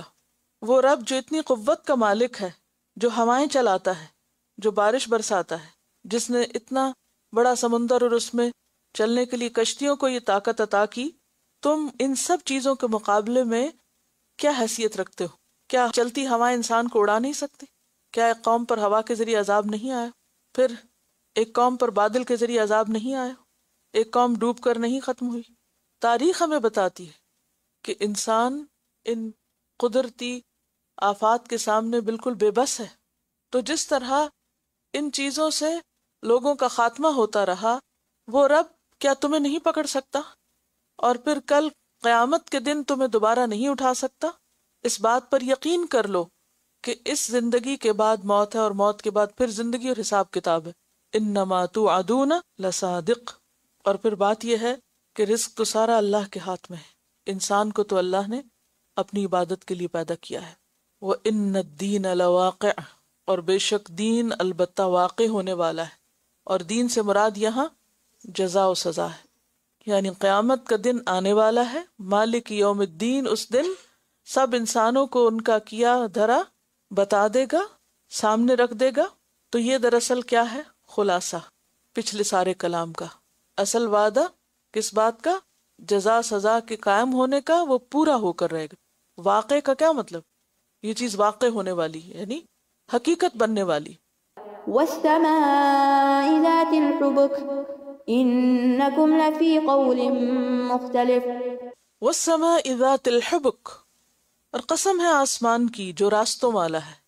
حبک کا لفظ جو ہے یہ یا تو حباک کی جمع ہے جیسے مثال سے مسل آتا ہے، یا حبیکہ جیسے طریقہ سے طرق، تو اسی طرح حبیکہ سے حبک. تو حباک کہتے ہیں لہروں کو جو ہوا کے چلنے سے ریت پر یا پانی پر پیدا ہو جاتی. سینڈ ڈیونز کے اوپر آپ نے ہوا کے نشانات دیکھے ہوں گے کہ کس طرح وہ لہریں بن جاتی. اسی طرح بہتے پانی کے اوپر اگر ہوا چل رہی ہو تو آپ نے دیکھا ہوگا کہ اس کے اندر بھی خاص قسم کے ڈیزائن بن رہے ہوتے ہیں، جیسے بادلوں میں بھی آپ دیکھتے ہیں. تو وَالسَّمَاءِ ذَاتِ الْحُبُكِ، قسم ہے آسمان کی جو لہروں والا ہے یا راستوں والا ہے. اگر لہریں ہوں تو مراد کیا ہو سکتا ہے؟ جیسے آسمان کے مختلف رنگ ہیں، ڈیزائن ہیں، بادلوں کی وجہ سے جو بنتے ہیں. اور یا اس سے مراد وہ گیلیکسیز ہیں جو ستاروں کے راستے ہیں. تو وہ بھی اگر آپ دیکھیں گیلیکسیز کا جو گھومنا ہے، یعنی گیلیکسی کی تصویر اپنے ذہن میں لائیں اور ستاروں کا جو اپنے مرکز کے گرد گھومنا ہے، وہ ایسے لگتا ہے نا جیسے باقاعدہ راستے بنے ہوئے، ویسے لہروں کی شکل میں سین نظر آتا ہے۔ تو دن کو اگر دیکھو تو بادل، رات کو دیکھو تو ستارے، اور اگر مزید غور و فکر سے دیکھو، آلات سے دیکھو تو رنگ رنگ کی گیلیکسیز۔ وَالسَّمَاءِ ذَاتِ الْحُبُكِ، قسم ہے آسمان کی جو راستوں والا ہے، کہکشاؤں والا ہے۔ اِنَّكُمْ لَفِي قَوْلٍ مُخْتَلِف، بے شک تم مختلف بات میں ہو، یعنی جس طرح آسمان پر ایک طرح کی لہریں ہیں اور رنگا رنگ گیلیکسیز ہیں، ایک رنگینی پائی جاتی ہے، اسی طرح تمہاری باتوں میں بھی لہریں ہیں، اپس اینڈ ڈاؤنز ہیں، اور مختلف قسم کی ہیں، ان میں بھی اختلاف ہے۔ کیا اختلاف تھا اہل مکہ کی باتوں میں؟ قرآن کو کبھی شعر کہتے اور آپ کو شاعر کہتے، کبھی قرآن کو سحر کہتے اور آپ کو ساحر کہتے، کبھی قرآن کو کہانت کہتے اور آپ کو کاہن کہتے، کبھی کہتے کہ حشر ہوگا ہی نہیں، کبھی کہتے کہ یہ بت ہمارے سفارشی بن جائیں گے۔ تو ان کی باتیں کیا تھیں؟ مختلف قسم کی۔ فرمایا کہ تمہاری باتیں جو آخرت کے قیام کے بارے میں ہیں، یا قرآن کے بارے میں ہیں، یا نبی صلی اللہ علیہ وسلم کی شان کے بارے میں ہیں، یہ مختلف طرح کی ہیں یا کنٹراڈکٹری ہیں۔ يؤفك عنه من أفك، یؤفک عنہ من افک، پھیرا جاتا ہے اس سے جو پھیرا گیا۔ کس سے؟ رسول سے یا قرآن سے، حق سے۔ یعنی حق تو بالکل صاف نظر آنے والا ہے، لیکن جس کا دماغ چل جائے، جس کو حق نظر آتے آتے نظر نہ آئے، جسے کہتے ہیں ہم دماغ گھوم گیا، اس کا دماغ گھوم جائے اور وہ حقیقت تک نہ پہنچے، تو یہ اس کا اپنا قصور ہے، کیونکہ اللہ تعالیٰ فرماتے ہیں فَلَمَّا أَزَاغُوا أَزَاغَ اللَّهُ قُلُوبَهُمْ، جب وہ خود ٹیڑھے ہوئے تو اللہ نے ان کے دل ٹیڑھے کر دیے۔ اللہ کسی پہ ظلم کرنے والا نہیں ہے، اللہ تعالیٰ تو ہر ہدایت کے طالب کو ہدایت دیتا ہے، لیکن ہدایت سے کون پھیر دیا جاتا ہے؟ جو پھیرا جائے، جو پھرنا چاہے۔ یؤفک عنہ من افک، اور افک کیا ہوتا ہے؟ کسی چیز کو اس کے اصل رخ سے پھیر دینا۔ اور بعض اوقات کیا ہوتا ہے کہ انسان ایک سیدھے رستے پہ چل رہا ہوتا ہے، نیک کام کر رہا ہوتا ہے، اچانک کسی نظریے سے، کسی بات سے، کسی چیز سے متاثر ہو جاتا ہے اور اس کا دل پھر جاتا ہے، اس کا دماغ گھوم جاتا ہے، وہ سیدھا چلتے چلتے پلٹا کھا جاتا ہے۔ کبھی آپ نے سڑک پر کسی گاڑی کو گھومتے ہوئے دیکھا ہوگا، دیکھا کبھی کہ تیز سیدھی گاڑی جا رہی ہے اور آگے خدا نخواستہ کوئی اور چیز آ جائے تو کیسے گھومتی گاڑی، وہ اصل رخ سے پھر جاتی۔ اس کو کہتے افق۔ یؤفک عنہ من افق، یعنی سیدھے چلتے چلتے گھوم گیا۔ بالکل اسی طرح بسا اوقات انسان بھی سیدھے چلتے چلتے گھوم جاتا ہے۔ کیا چیز گھما دیتی؟ گاڑی کو کس چیز نے گھمایا؟ آگے سے آنے والی ایک اور گاڑی نے یا کسی رکاوٹ نے۔ تو انسان کبھی بھی اپنے آپ کو محفوظ نہ سمجھے۔ جب آپ گھر سے نکلتے ہیں تو آپ کو پتا ہوتا ہے کہ آگے کیا ہونے والا ہے۔ آتے جاتے راستے میں آپ کئی ایسی چیزیں دیکھتے ہوں گے، خدا نخواستہ کسی کے ساتھ بھی ہو تو کوئی بھی یہ نہیں سوچ سکتا کہ یہ ہو جائے گا۔ اسی طرح ہم اپنی زندگی کے بارے میں یہ نہیں سوچ سکتے کہ ہمارے ساتھ بھی یہ ہو سکتا ہے۔ ہم سمجھتے ہیں ہم تو بہت عقل مند ہیں، بہت سمجھدار ہیں، اور ہم جو کچھ کر رہے ہیں ٹھیک ہی کر رہے ہیں اور سب ٹھیک ہی ہوگا، ہم تو مطمئن ہیں، محفوظ ہیں۔ نہیں، اس دنیا میں انسان کے اوپر طرح طرح کے امتحان آتے ہیں، طرح طرح کے شیطان راستے میں آتے ہیں، اور انسان سیدھا چلتے چلتے چھوٹی سی بات سے کیا کرتا ہے؟ ایسا گھومتا ہے کہ پوری طرح اس کا رخ بدل جاتا ہے اور وہ سیدھے راستے کو چھوڑ کر دوسری طرف نکل جاتا ہے۔ اور بعض اوقات دیر نہیں لگتی، ایک چھوٹی سی چیز، پیچھے بھی ہم نے پڑھا نا سورۃ قاف کی تفسیر میں کہ بعض اوقات ایک بات انسان کے سارے اعمال برباد کر دینے والی ہوتی ہے، ساری نیکیوں کو ضائع کر دینے والی ہوتی ہے۔ آپ زندگی بھر نیکی کرتے ہیں اور ایک جملہ ایسا بولتے ہیں کہ جس سے کیے کرائے پر پانی پھیر کے رکھ دیتے ہیں۔ حدیث میں آتا ہے والذی نفسی بیدہ لتکلم بکلمۃ او بقت دنیاہ و اخراہ، قسم ہے اس ذات کی جس کے قبضے میں میری جان ہے، کہ اس نے ایک ایسا کلمہ بولا جس نے اس کی دنیا اور آخرت تباہ کر کے رکھ دی۔ ایک کلمہ، ایک جملہ، ایک بات، ایک ایٹیٹیوڈ، ایک رویہ۔ تو انسان ہر وقت خطرات میں ہے، اپنے نفس کے ہاتھوں، شیطان کی وجہ سے، ماحول کی وجہ سے، لوگوں کی وجہ سے۔ تو کبھی بھی انسان مطمئن نہیں ہو سکتا کہ چین سے بیٹھ جائے، یا بے فکر ہو جائے. صحیح مسلم کی روایت میں آتا ہے من ذا الذی یتألی علی اللہ اغفر لفلان انی قد غفرت لہ واحبطت عملک. جو شخص اللہ پہ قسم کھا کے یہ کہے کہ اللہ فلاں کو بالکل نہیں بخشے گا، وہ یاد رکھے کہ میں نے اس کو تو بخش دیا اور تیرے سارے عمل ضائع کر دیے. یعنی بعض اوقات ہم راہ چلتے فتوے دے رہے ہوتے ہیں، فلاں تو ہے ہی جہنمی اور فلاں تو ایسا ہے اور فلاں ویسا ہے. کوئی کسی کے بارے میں نہیں کہہ سکتا کہ آخری وقت اس کا کیسا ہو، اسی لیے نہ ہی آپ کسی کی بہت تعریف کر سکتے ہیں. معلوم نہیں بظاہر ایک وقت میں ایک شخص جو بہت نیک نظر آتا ہے، آخری زندگی میں اس سے کیا غلطی ہو جائے کہ اس کی ساری نیکی برباد ہو جائے. اور اسی طرح کسی کا بظاہر حال حلیہ آپ کو بہت ہی دین سے دور نظر آتا ہے اور آپ کو نہیں معلوم کہ کس وقت اللہ اس کو ہدایت دے اور وہ اللہ کا مقرب بن جائے. تو یؤفک عنہ من افک، پھیر دیا جاتا ہے اس سے جو پھیرا گیا. یعنی اللہ کسی پہ ظلم نہیں کرتا، انسان اپنی حماقتوں، اپنی غلط سوچ، غلط ماحول اور غلط باتوں سے انفلوئنس ہو کر پھیر دیا جاتا ہے. اس کا دل پھر جاتا ہے، اس کا دل بدل جاتا ہے اور نیکی کا راستہ اس سے دور نکل جاتا ہے. اب آپ دیکھیے کہ اس بات کو کرنے کے لیے آسمان کی قسم کھائے گی، والسماء ذات الحبک. آپ اگر گیلیکسی کی شکل کو دیکھیں یا گیلیکسی کے عمل کو دیکھیں تو کیا ہے، مسلسل گھوم رہے ہیں نا. کل فی فلک یسبحون، گھومنے کی ایک کیفیت ذہن میں آنے لگتی.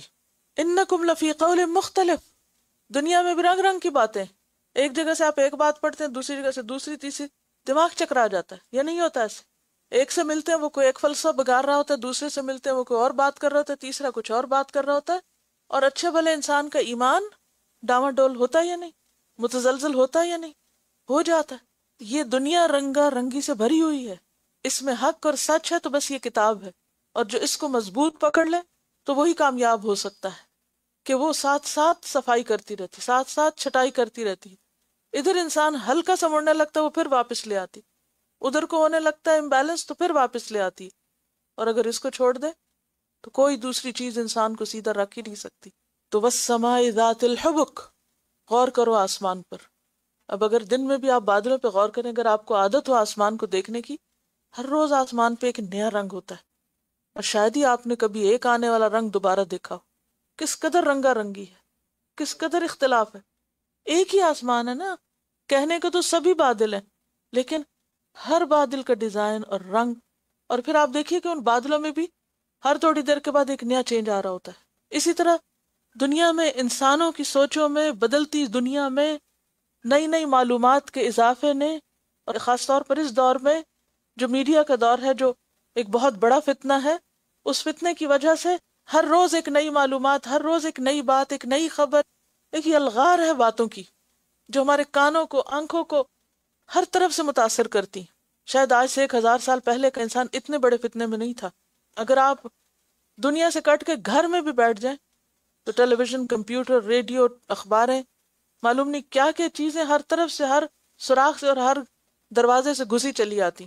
اور پھر ہر روز نئے نئے نظریات اور نئی نئی سوچیں اور نئی نئی تحقیقات اور نئی نئی ریسرچ کے نام سے ایسی ایسی باتیں کہ جس میں انسان یوں لگتا ہے جیسے کہیں کبھی نہیں. اور خاص طور پر ان لوگوں کے لیے اور مشکل جو ہر بات کو بے سوچے سمجھے قبول کر لیں، بغیر دلیل کے اور بغیر کسی عقل کے اس کو لے لیں. نتیجہ کیا ہوتا ہے؟ ہم کیا بولتے ہیں جو ہم سنتے ہیں؟ اس کی سنی اسی کی بولی بولنے لگے، اس کی سنی اس کی بولی بولنے لگے. کتنی جلدی ہم متاثر ہوتے ہیں. جس مجلس میں آپ بیٹھیں گے انکانشیسلی وہ باتیں آپ کے ذہن میں بیٹھ جائیں گی، اور پھر اب آپ بولنے لگیں گے اور آپ کو خیال بھی نہیں رہے گا آپ نے بولا کیا، کہا کیا. پھر آپ یاد ہے کہ اچھا یہ جملہ تو فلاں نے بولا تھا اور آپ اس کو دہرا رہے تھے، اور یہ سوچ تو فلاں کی تھی اور آپ اس کو ریپروڈیوس کر رہے تھے. تو جس طرح ایک پیسو اسموکر ہوتا ہے نا، کہ آپ نہیں اسموک کر رہے، لوگ کر رہے ہیں اور ان کا دھواں آپ کے ناک میں جا رہا ہے اور آپ کو بیمار کر رہا ہے، بالکل اسی طرح آپ نہیں بھی کوئی بات کرتے، صرف سننے والے ہی اگر بن جاتے ہیں، ون سائیڈڈلی صرف سن رہے ہیں، اور پھر کس کی سن رہے ہیں، وہ کہاں سے بول رہے ہیں، ان کے پاس کیا علم ہے، کیا بنیاد ہے، بیس لیس باتیں، ظن و تخمین پہ کی ہوئی باتیں، ان سب باتوں سے ہم انکم لفی قول مختلف، یہ صرف اس دور کی بات نہیں، آج بھی ہے، جس کے نتیجے میں کیا ہوتا ہے، یؤفک عنہ من افک. قتل الخراصون الذين هم في غمرة ساهون قتل الخراسون، مارے گئے جھوٹے لوگ۔ خراس کس کو کہتے ہیں؟ جو اٹکل سے اندازے لگائیں۔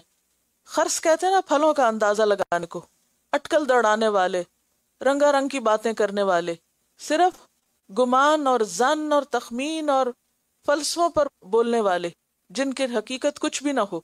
آج آپ دیکھیں کہ میجورٹی جو اس دنیا میں اس وقت علمی سرگرمیوں میں مصروف اور مشغول ہیں، ان کے پاس حقیقت کا علم کیا ہے اور کتنا ہے؟ آپ لائبریریز میں چلے جائیں، آپ کسی بھی قسم کے علم کی دنیا میں آپ قدم رکھیں، تحقیق کے نام پر لوگ کتنے اوور کانفیڈنٹ ہیں کہ شاید سچائی سب سے بڑھ کر انہی کے پاس ہے، حالانکہ ان کی اکثریت صرف گمان پر قائم ہے۔ اسی لیے آپ دیکھیں گے کہ ساری کتاب پڑھ جائیں گے اور پھر آخر میں کیا ہوگا کہ یہ کوئی پروف بات نہیں ہے، یہ چینج ہو سکتی ہے، یعنی کہ اس میں تبدیلی ہو سکتی ہے، اور پھر ہر تھوڑے عرصے کے بعد ایک نیا ورژن آ جاتا ہے، ایک نیا ایڈیشن آ جاتا ہے، ایک نئی تبدیل شدہ بات آ جاتی ہے۔ یعنی کہ ٹروتھ کیا ہے؟ یٹ ٹو بی نون، ابھی جانا نہیں کہ حقیقت کیا ہے، سچائی کیا ہے۔ تو اگر انسان اپنے عمل اور اپنے مستقبل اور اپنے آخری انجام کی بنیاد صرف ظن و تخمین پر ہی رکھے علم کے نام سے، اور وہ جو علم کی ایک گلیمرس ورلڈ ہے تحقیق کے نام کی، ان باتوں کے اوپر اگر اپنے اخلاق کی بنیاد، اگر اپنی دنیا اور زندگی کی بنیاد، اگر اپنے معاملات کی بنیاد، تعلقات کی بنیاد ان چیزوں پر رکھے، تو اللہ تعالیٰ کیا فرماتے؟ قتل الخراسون، یہ سب اندازے لگانے والے مارے گئے، کیونکہ جس چیز کی بیس ہی کوئی نہیں ہے وہ کہاں سٹینڈ کرے گی۔ الذین هم فی غمرۃ ساہون، وہ لوگ جو جہالت میں بھولے ہوئے ہیں۔ غمرہ کا لفظ جو ہے یہ غمر سے ہے۔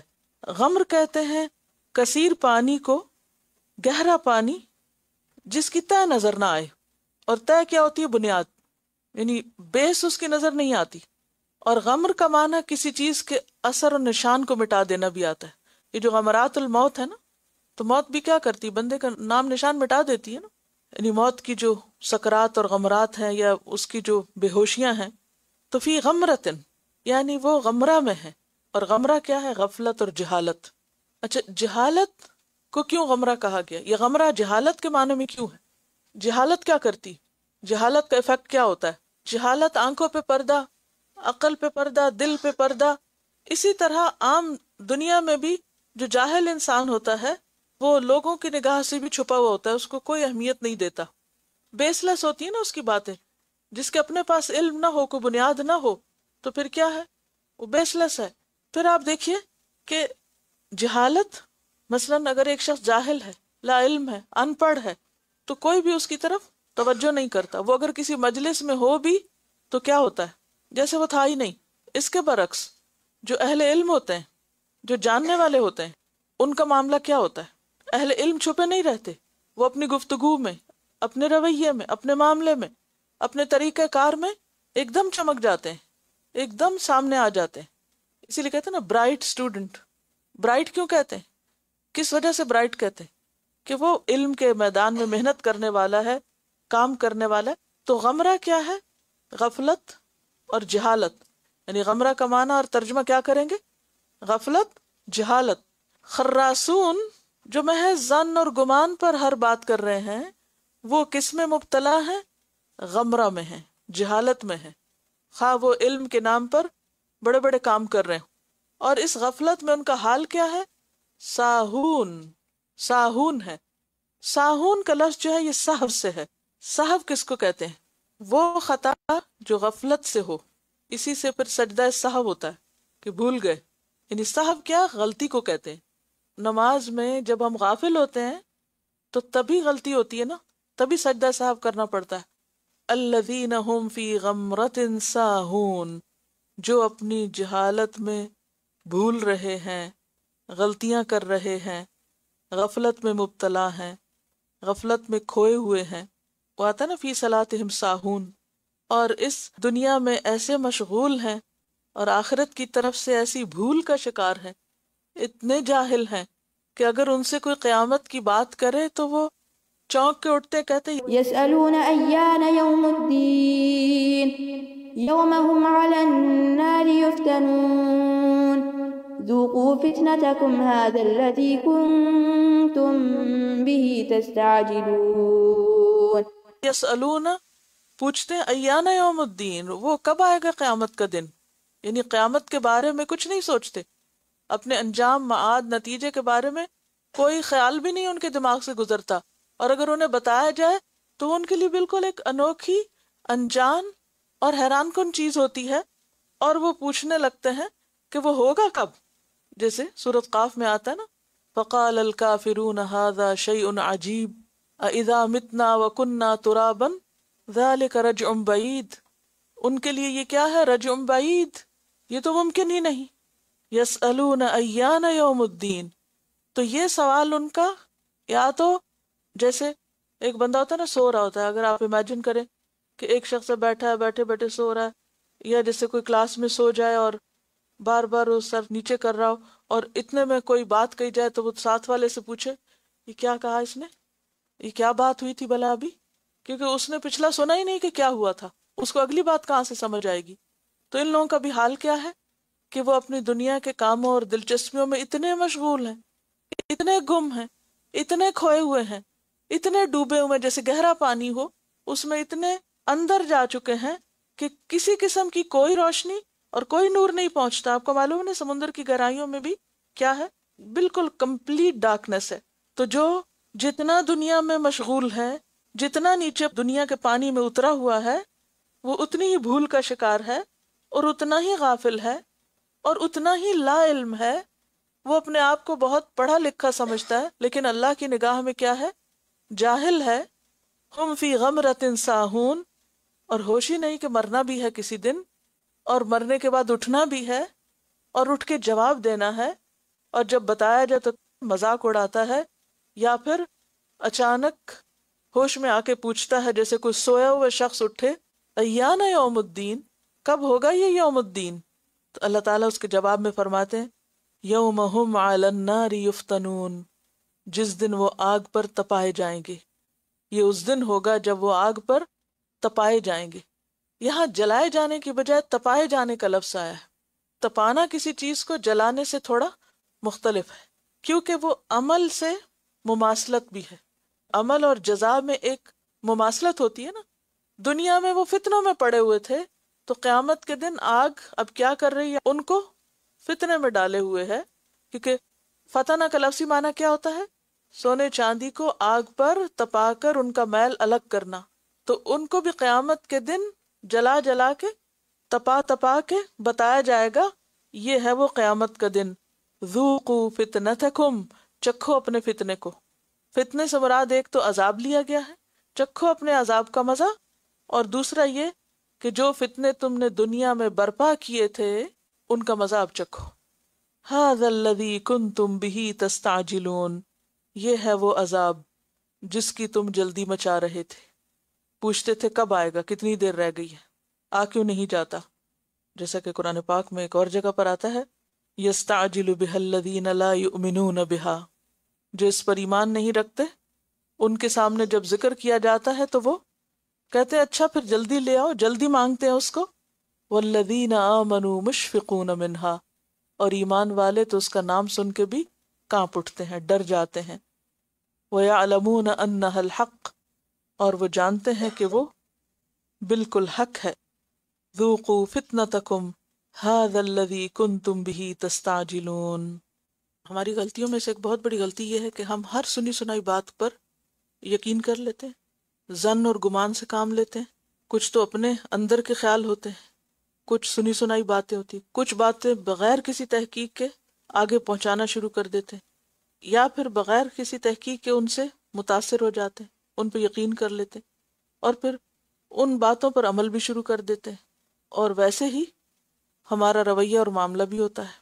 مثلاً اگر قرآن پڑھ کر دل ہمارا پسیجے، تھوڑا ہم روئیں، آخرت یاد آئے، اتنے میں کوئی اور ہمیں دیکھ لے یا مل جائے تو وہ کہے آخر وہ فلاں اور فلاں بھی تو قرآن پڑھتا ہے نا، اس پر تو یہ نہیں گزری جو تم پہ گزر رہی، تم تو کچھ زیادہ ہی اس سے متاثر ہو رہے ہو. اب کیا ہے، ہم فوراً اس کی باتوں میں آ جائیں گے، یہ صحیح کہتا ہے، اور تو کوئی نہیں ایسے سوچتا، لگتا ہے غلطی ہم میں ہی ہے. لہذا نتیجہ کیا ہوتا ہے، ہم کہتے ہیں ریلیکس، آرام سے رہو، سب جی رہے ہیں تم بھی ایسے ہی جیو، فکر کی کیا ضرورت ہے. اور اس وقت میں بھول جاتا ہے کہ صحابہ کرام کا طرز عمل کیا ہوتا تھا، امت کے جتنے بھی نیک لوگ گزرے ان کا طرز عمل کیا ہوتا تھا، وہ کس کی یاد میں جیتے تھے. ایک منافقین کا طرز عمل تھا کہ وہ دنیا کی محبت میں جیتے تھے اور دنیا ہی کے پیچھے بھاگ دوڑ کرتے تھے اور بس نام لکھوانے کو دین کی طرف آ جاتے تھے کہ ہمارا شمار رہے اس میں. اور دوسری طرف صحابہ کرام تھے جن کی صفات آگے آئیں گی کہ ان کا ایمان کیسا ایمان تھا. بعد متقین کی صفات کا اب ذکر ہے. اب ان سے اپنے آپ کو کمپیئر کیجئے کہ جو متقین اللہ کے مطلوبہ بندے ہیں ان کا طرز زندگی کیا ہے، ان کی دوڑ کیا ہے. ان المتقین فی جنات وعیون آخذین ما آتاهم ربهم انہم كانوا قبل ذلك محسنین. ان المتقین فی جنات وعیون، بے شک متقی لوگ باغات اور چشموں میں ہوں گے. یہاں جنت نہیں جنات کہا گیا کیونکہ حدیث میں آتا ہے، بخاری کی روایت ہے کہ جنتان من ذہب آنیتہما وما فیہما، کہ دو جنتیں سونے کی ہوں گی، جو اس کے برتن اور جو کچھ اس میں سامان ہوگا وہ سب سونے کا. وہ جنتان من فضۃ، اور دو جنتیں چاندی کی، آنیتہما ان کے برتن بھی، وما فیہما اور جو بھی ان کے اندر ہے. وعیون اور اسی طرح چشمے، جیسے نہروں کا ذکر آیا تھا تو اسی طرح چشموں کو بھی مختلف قسمیں ہوں گی. آخذین ما آتاہم ربہم، لینے والے ہوں گے جو بھی ان کو ان کا رب عطا کرے گا. کیونکہ اللہ کی دی ہوئی نعمت کو خوشی سے لینا یہ بھی اللہ تعالیٰ کو پسند ہے. کیونکہ اہل جنت دنیا میں اللہ کا ہر حکم خوشی سے لیتے رہے، بھاگ کے قبول کرتے رہے، تو اسی طرح قیامت کے دن اللہ کی طرف سے ملنے والی جزا اور صلے کو بھی خوشی سے لیں گے. اس کو آپ تھوڑا سا یوں بھی دیکھ سکتے ہیں عام مثال سے کہ مثلاً اگر آپ کسی کو کوئی گفٹ دیتے ہیں تو ایک شخص ہوتا ہے وہ اسے خوشی سے وصول کرتا ہے، اور ایک وہ ہوتا ہے کہ جو اس پر منہ بناتا ہے یا پھر اسے خوشی سے نہیں لیتا. تو ان دو شخصوں کے لیے آپ کے دل میں فرق ہوگا نا. تو کسی کی دی ہوئی چیز جو وہ خود خوشی سے دے رہا ہو اسے خوشی سے قبول کر لینا، وصول کرنا دینے والے کے لیے کیا بنتا ہے؟ خوشی کا سبب بنتا ہے. تو آخذین ما آتاہم ربہم، اہل جنت اپنے رب کی دی ہوئی چیز کو خوشی خوشی لے رہے ہوں گے. جیسے سورۃ طور میں آتا ہے فاکہین بما آتاہم ربہم، جو ان کا رب ان کو دے گا اس کو لے کے خوش ہو رہے ہوں گے. اور اس کو ایک اور طرح سے بھی آپ سمجھ سکتے ہیں کہ حضرت ایوب علیہ السلام جو ایک لمبی بیماری اور آزمائش سے گزرے تھے، تو جب اللہ تعالیٰ نے ان کے اوپر سونے کے پتنگوں کی بارش کی تو وہ ان کو سمیٹنے لگے. تو اللہ تعالیٰ نے کہا کہ ایسا کیوں؟ کہا کہ اے رب، تیری طرف سے ملنے والی جو نعمت ہے اس برکت سے میں کیوں محروم رہوں؟ یعنی میں یہ سونا نہیں بلکہ تیری عنایت کو سمیٹ رہا ہوں، تیرے فضل کو. تو اللہ کے بندے شکر گزاری کے طور پر اللہ کی دی ہوئی نعمت کو خوشی سے لینے والے ہوں گے. آخذین ما آتاہم ربہم انہم کانوا قبل ذلک محسنین، انہم بے شک وہ، کانوا وہ تھے، قبل ذلک اس سے پہلے. کس سے پہلے؟ اس جنت میں آنے سے پہلے دنیا میں کیا تھے؟ محسنین، محسنین تھے، احسان کرنے والے تھے. احسان کیا ہے؟ یعنی احسان اللہ کی عبادت میں ہو تو اس طرح عبادت کرنا گویا انسان اللہ کو دیکھ رہا ہے. یہ کیفیت نہ ہو تو وہ تو ہمیں دیکھ ہی رہا ہے. اور جب بندوں کے ساتھ معاملہ ہو تو ان کے لیے وہی پسند کرنا جو انسان اپنے لیے پسند کرتا ہے. پھر اسی طرح کسی کو اس کے حق سے زیادہ دینا اور اپنے حق سے کم لینا، یہ بھی احسان ہوتا ہے. کسی کو اس کے حق سے زیادہ دینا اور اپنے حق سے کم پر راضی ہو جانا، اعمال میں خوبی پیدا کرنا، ہر کام اچھے طریقے سے کرنا. یعنی نیکی کا کوئی چھوٹا سا کام ہو یا بڑا کام ہو اس کو خوشی سے کرنا، کیونکہ کام تو ہو ہی جاتا ہے نا. جیسے نماز ہے تو ہو ہی جائے گی نا، اگر آپ خوشی سے ادا کریں گے تو وہ احسان کے درجے میں ہوگی. اللہ کی راہ میں خرچ کرنا ہے تو کرنا ہی ہے جو کرنا ہے، اگر آپ خوشی سے کریں گے تو اس کا اثر کچھ اور ہوگا. اسی طرح چھوٹے چھوٹے کاموں میں یا بڑے بڑے کاموں میں. تو محسن جو ہے وہ اللہ کا پسندیدہ بندہ ہے. تو یہاں پر اب وہ کرائیٹیریا دیا جا رہا ہے کہ جس پر ہمیں اپنے آپ کو پرکھنا چاہیے. دوسری صفت كانوا قليلا من الليل ما يهجعون وبالأسحار هم يستغفرون وفي أموالهم حق للسائل والمحروم کانو قلیلا من اللیل ما یہجعون، کانو وہ تھے قلیلاً بہت کم، بہت تھوڑا، من اللیل رات میں سے، ما یہجعون جو وہ سوتے تھے، وہ رات کو کم سوتے تھے۔ یہجعون کا لفظ ہجع سے ہے، ہجع کا مطلب ہوتا ہے غافل ہو کے سونا، تو وہ رات کو اس طرح نہیں سوتے تھے کہ وہ صبح اٹھنے سے غافل ہو جائیں۔ وبالاسحار هم یستغفرون، اور سحر کے وقت وہ استغفار کرتے تھے، سحر کا استغفار۔ اور سحر رات کا وہ حصہ ہے جو فجر کے قریب کا ہو، آخری حصہ رات کا، جس وقت آپ سحری کھاتے ہیں۔ رمضان نے صبح اٹھنے کی عادت ڈال لی، یعنی رمضان کا ایک بہت بڑا انعام یہ ہے کہ انسان کو صبح اٹھنے کی عادت ہو جاتی ہے۔ 30 دن اٹھتے اٹھتے وہ عادی ہو جاتا ہے کہ اب اس کو پھر اٹھنا مشکل نہیں لگتا، 30 دنوں میں پوری عادت تبدیل ہو جاتی۔ لیکن اگر انسان غفلت سے پھر اپنی عادت وہی کر لے تو اس سے زیادہ بدقسمتی کیا ہوگی۔ وبالاسحار هم یستغفرون، خاص طور پر یہاں سحری کے استغفار کی بات ہے کہ اس وقت وہ اپنے گناہوں کی معافی مانگتے ہیں، کیونکہ رات کو سونے کے بعد جب انسان اٹھتا ہے تو اس کا ذہن، دل، دماغ فریش ہوتا ہے اور اس کو اہم ترین باتیں یاد آ جاتی، وہ باتیں جو عام غفلت میں، تھکاوٹ میں بھولا ہوا ہوتا ہے۔ اصل رات کا آخری حصہ جو ہوتا ہے جب آپ تھکے ہوئے ہوتے ہیں تو اس وقت آپ کو اپنے گناہ اور اپنی باتیں کم ہی یاد آئیں گی۔ کیوں؟ کیونکہ ایسی تھکاوٹ ہوتی ہے کہ جس میں انسان کو کچھ اتنی ہوش نہیں ہوتی۔ لیکن جب انسان نیند لینے کے بعد فریش صبح اٹھتا ہے تو اس وقت اس کی سوچ زیادہ بہتر کام کرتی ہے۔ ایسے میں سب سے زیادہ بہتر سی چیز سوچنے کی کیا ہے؟ اپنے گناہ، اپنے گناہوں کے بارے میں سوچنا، اپنی غلطیاں، اپنی کوتاہیاں، اپنے قصور۔ تو اس وقت یعنی ارلی مارننگ، دن چڑھنا تو بعد کی بات ہے، فجر سے بھی پہلے رات کے آخری حصے میں اللہ سے معافی مانگتے ہیں، کیونکہ رات کا آخری حصہ جو ہے وہ خاص طور پر استغفار کے لیے بہت مفید ہے۔ بخاری اور مسلم کی حدیث ہے، حضرت ابو ہریرہ کہتے ہیں رسول اللہ صلی اللہ علیہ وسلم نے فرمایا، ہر رات جب 1/3 رات باقی رہ جاتی ہے، ہمارا رب تبارک و تعالی دنیا کے آسمان پر اترتا ہے اور فرماتا ہے کوئی جو مجھے پکارے میں اس کی پکار سنوں، ہے کوئی جو مجھ سے مانگے تو میں اسے عطا کروں، ہے کوئی جو مجھ سے استغفار کرے میں اس کو بخش دوں۔ پھر وہ اپنا ہاتھ پھیلاتا ہے اور کہتا ہے کون ہے جو اس کو قرض دے، جو نہ خالی ہاتھ ہے نہ ظالم، یعنی اللہ کی راہ میں خرچ کرے۔ اس لیے ساتھ ہی آگے کیا فرمایا، وَفِي أَمْوَالِهِمْ حَقٌّ لِلسَّائِلِ وَالْمَحْرُومِ، اور ان کے مالوں میں حق ہے سوالی کا بھی اور محروم کا بھی۔ یعنی ایک طرف وہ احسان کرنے والے ہیں، استغفار کرنے والے ہیں، اور دوسری طرف اللہ کے راستے میں اپنا مال خرچ کرنے والے ہیں۔ اور کس کو دیتے ہیں؟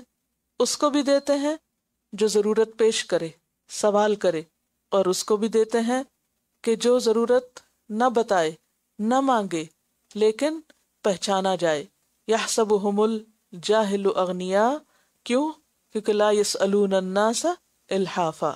تو ایسے محروم لوگ، ضرورت مند لوگ، ان کے لیے بھی ان کے مالوں میں حق ہوتا ہے۔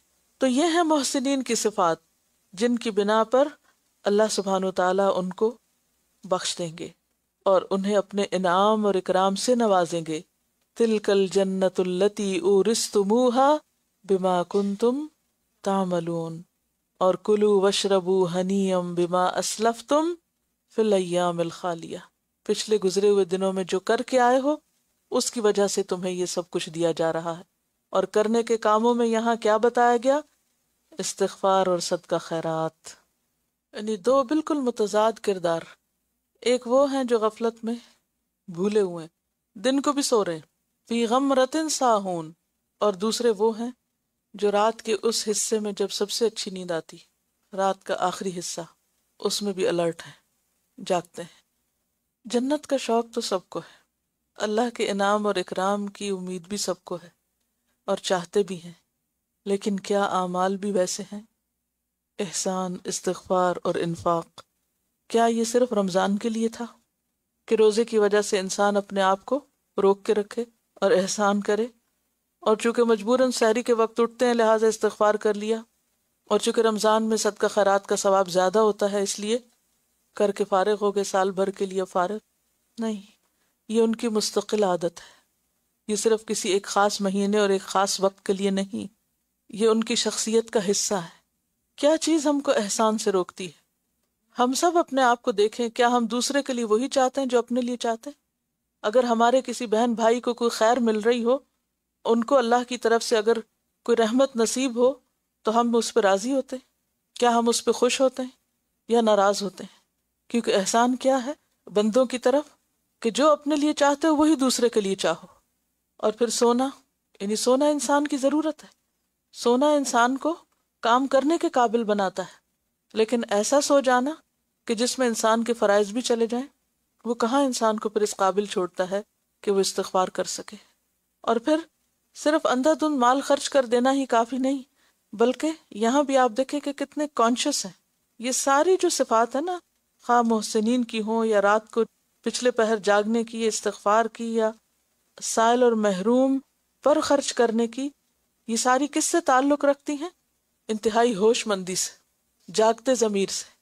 کیونکہ اکثر ہمیں تو یہ پتہ ہی نہیں چلتا کہ کہاں دینا چاہیے، لیکن اس کو تو سب پتہ چلتا ہے، اس کی بصیرت اس کو بتاتی ہے کہ کہاں خرچ کرنا چاہیے، اس کو نیکی کے مواقع نظر آتے ہیں جو عام لوگوں کو نظر نہیں آتے۔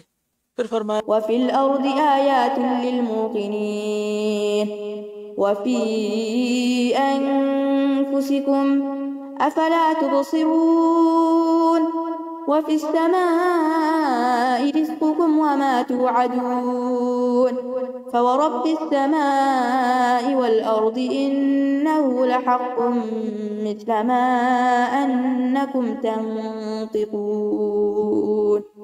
وَفِي الْأَرْضِ آیَاتٌ لِّلْمُوقِنِينَ، اور زمین میں نشانیاں ہیں یقین کرنے والوں کے لیے۔ کون سی نشانیاں؟ زمین میں ہے کیا کیا؟ پہاڑ ہیں، دریا ہیں، سمندر ہیں، درخت ہیں، پھل ہیں، معدنیات ہیں، نباتات ہیں، انسان ہیں، حیوان ہیں، ہوائیں ہیں، ہر چیز اپنے اندر ایک نشانی رکھتی ہے۔ وَفِي الْأَرْضِ آیَاتٌ لِّلْمُوقِنِينَ، اور موقنین جمع ہے موقن کی، جیسے محسنین جمع ہے محسن کی۔ اور خاص طور پر زمین، وَفِي الْأَرْضِ قِطَعٌ مُتَجَاوِرَاتٌ، اور پہاڑوں کے لیے کہا وَمِنَ الْجِبَالِ جُدَدٌ بِيضٌ وَحُمْرٌ مُخْتَلِفٌ أَلْوَانُهَا وَغَرَابِيبُ سُودٌ وَفِي أَنفُسِكُمْ، اور تمہارے اپنی ذات میں، تمہارے اپنے نفس میں، أَفَلَا تُبْصِرُونَ، کیا پھر نہیں تم دیکھو گے؟ نشانیاں تو موجود ہیں، تم نہیں دیکھتے، تمہیں نہیں دکھائی دیتی، تمہیں نظر نہیں آتی؟ انسان کی اپنی ذات میں کیا نشانی ہے کہ ایک گوشت پوست کا ٹکڑا ہے دل، اور اس کے اندر کیا کیا گزرتا ہے، کیسے کیسے خیالات، خوشی، غم، محبت، نفرت، حسد، احسان، گناہوں کا احساس، یہ ساری کی ساری چیزیں اس کے اندر رکھ دی گئی۔ اور پھر ہمارا وجود جو ہے وہ اس میں ساتھ شریک ہو جاتا ہے ان سب چیزوں کو محسوس کرنے میں۔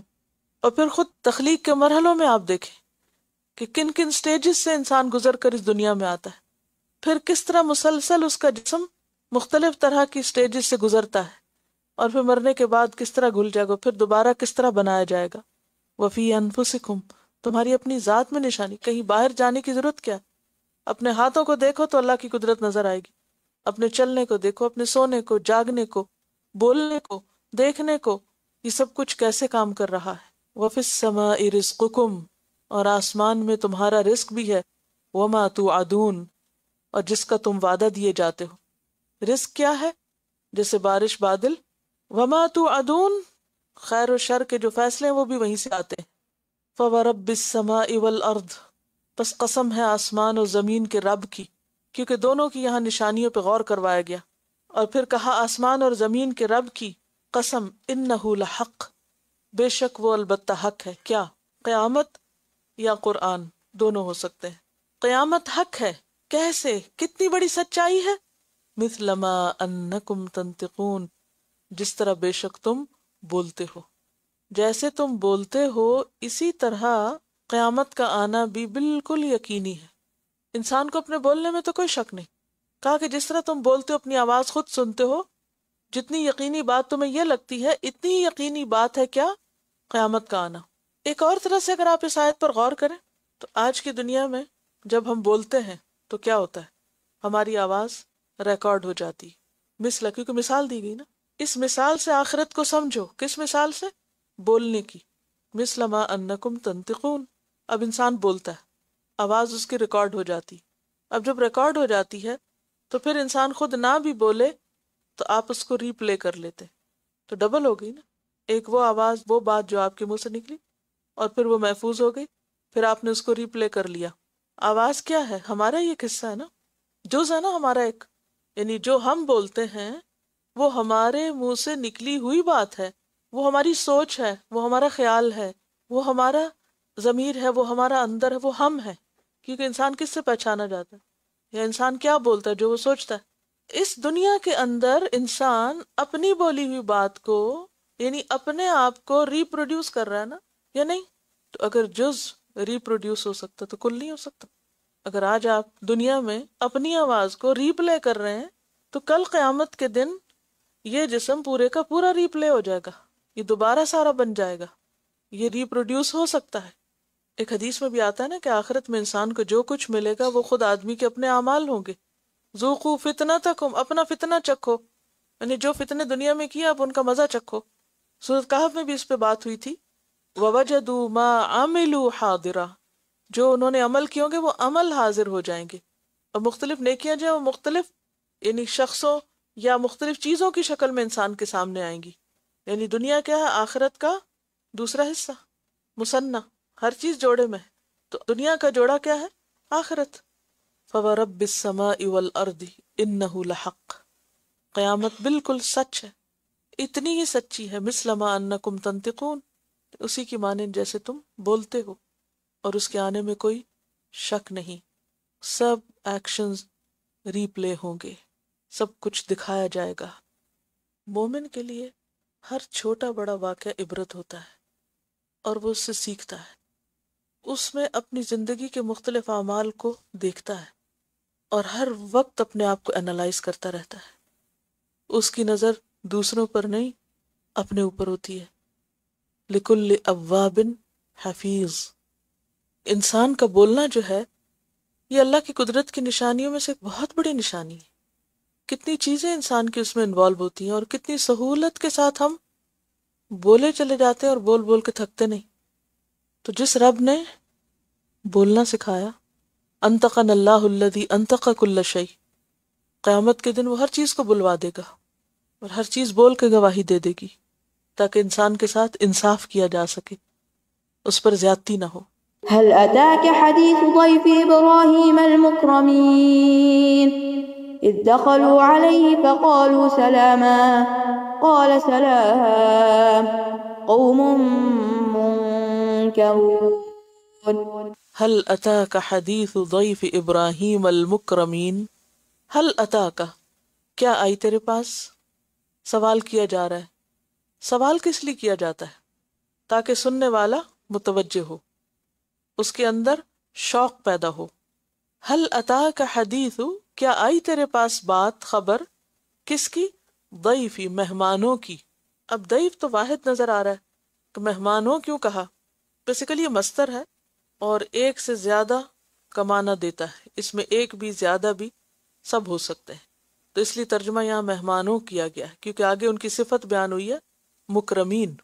ابراہیم کے مہمانوں کی خبر، قصہ، کہانی تم نے سن رکھا ہے، تم تک پہنچا ہے. مکرم جو ہے کس کے وزن پر ہے؟ مفعل کے وزن پر. اشارہ ہے کن کی طرف؟ فرشتوں کی طرف جو ابراہیم علیہ السلام کے پاس آئے. فرشتوں کو سورۃ انبیاء میں بھی مکرمون کہا گیا، بل عباد مکرمون، معزز، مکرم، باعزت. باعزت مہمانوں کی خبر تم تک پہنچی. اذ دخلوا علیہ، جب وہ اس پر داخل ہوئے. کس پر؟ ابراہیم علیہ السلام پر، یعنی ان کے گھر آ گئے. فقالوا سلاما، تو ان سب نے آ کر سلام کیا. تو اس سے کیا پتہ چلتا ہے کہ سلام کس کو کرنا چاہیے؟ داخل ہونے والے کو. قال سلام، بولے وعلیکم السلام.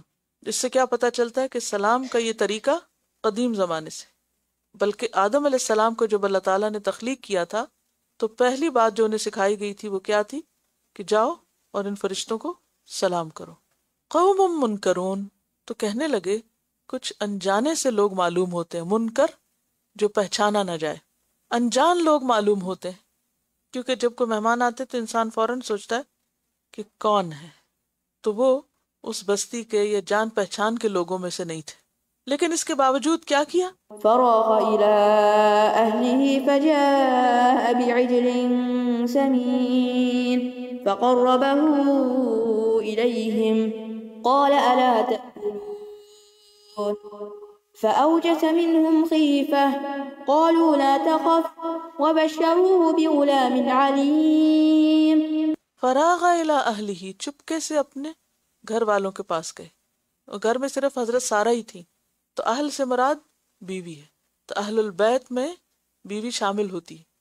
فراغ الی اہلہ، تو وہ چپکے سے گئے اپنے گھر والوں کے پاس، یعنی اپنی بیوی مراد ہے، اہل سے مراد یہاں ترجمہ بیوی کر لیجئے. فراغ الی اہلہ، تو گئے اپنی بیوی کے پاس چپکے سے. ابراہیم علیہ السلام کے بارے میں پیچھے ایک اور دفعہ بھی یہ لفظ آتا، فراغ الی آلہتہم، ان کے الہوں کی طرف چپکے سے گئے.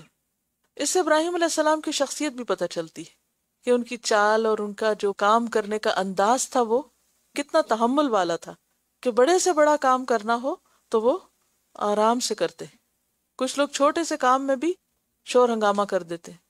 بہرحال اب کیا ہوا کہ چاہے مہمانوں کو نہیں پہچانتے لیکن فوراً چلے گئے، کس لیے؟ مہمان نوازی کے لیے. فجاء بعجل سمین، پھر لے آئے ایک بچڑا موٹا تازہ. سورۃ ہود میں آتا ہے فما لبث ان جاء بعجل حنیذ، نہ ٹھہرے کہ لے آئے ایک تلا ہوا بچڑا، بنا ہوا، روسٹڈ. کیونکہ پانی میں اگر گوشت پکائے تو اس کا ذائقہ کچھ اور ہوتا ہے، اور اگر گوشت اپنے اندر ہی پکے یعنی روسٹ کیا ہوا ہو تو اس کا ٹیسٹ کچھ اور ہوتا ہے. تو قرآن خاص طور پر بچڑے کا جو حال حلیہ ہے وہ بھی بیان کرتا ہے. سمین بھی ہے کیونکہ اگر کوئی کمزور لاغر جانور ذبح کیا جائے تو اس کا گوشت مزے کا نہیں ہوتا. اور اسی طرح حنیف کہتے ہیں پتھر پر بنایا ہوا، شاید باربیکیو کی قسم ہوگی یا جیسے بھی. فجاء بعجل سمین فقربہ الیہم، تو اس کو قریب کیا ان کی طرف، خود پیش کیا. اب آپ دیکھیے مہمان ہیں معزز، اور مہمان کی عزت کرنا کس میں سے ہے؟ ایمان کا حصہ ہے. من کان یؤمن باللہ والیوم الآخر فلیکرم ضیفہ. اب اس اکرام میں کیا داخل ہے کہ خاموشی کے ساتھ مہمانی کا انتظام کیا جائے. ایسا شور نہ کیا جائے کہ مہمان پریشان ہو جائے کہ میری وجہ سے دوسرے پہ بوجھ پڑ گیا اور وہ جانے کی سوچنے لگے. لہٰذا انہوں نے اتنے آرام سے یہ کام کیا کہ مہمانوں کو محسوس نہیں ہوا، اور بہترین چیز لا کر ان کے سامنے رکھی اور پھر خود پیش کی. یہ جو پیش کرنا ہے یہ بھی اکرام کا ایک حصہ ہے. ایک طریقہ کیا ہوتا ہے؟ رکھ دینا اور پھر دوبارہ نہ پوچھنا کوئی کھائے یا نہ کھائے. اور یہاں کیا ہے؟ قربہ، خود قریب کیا.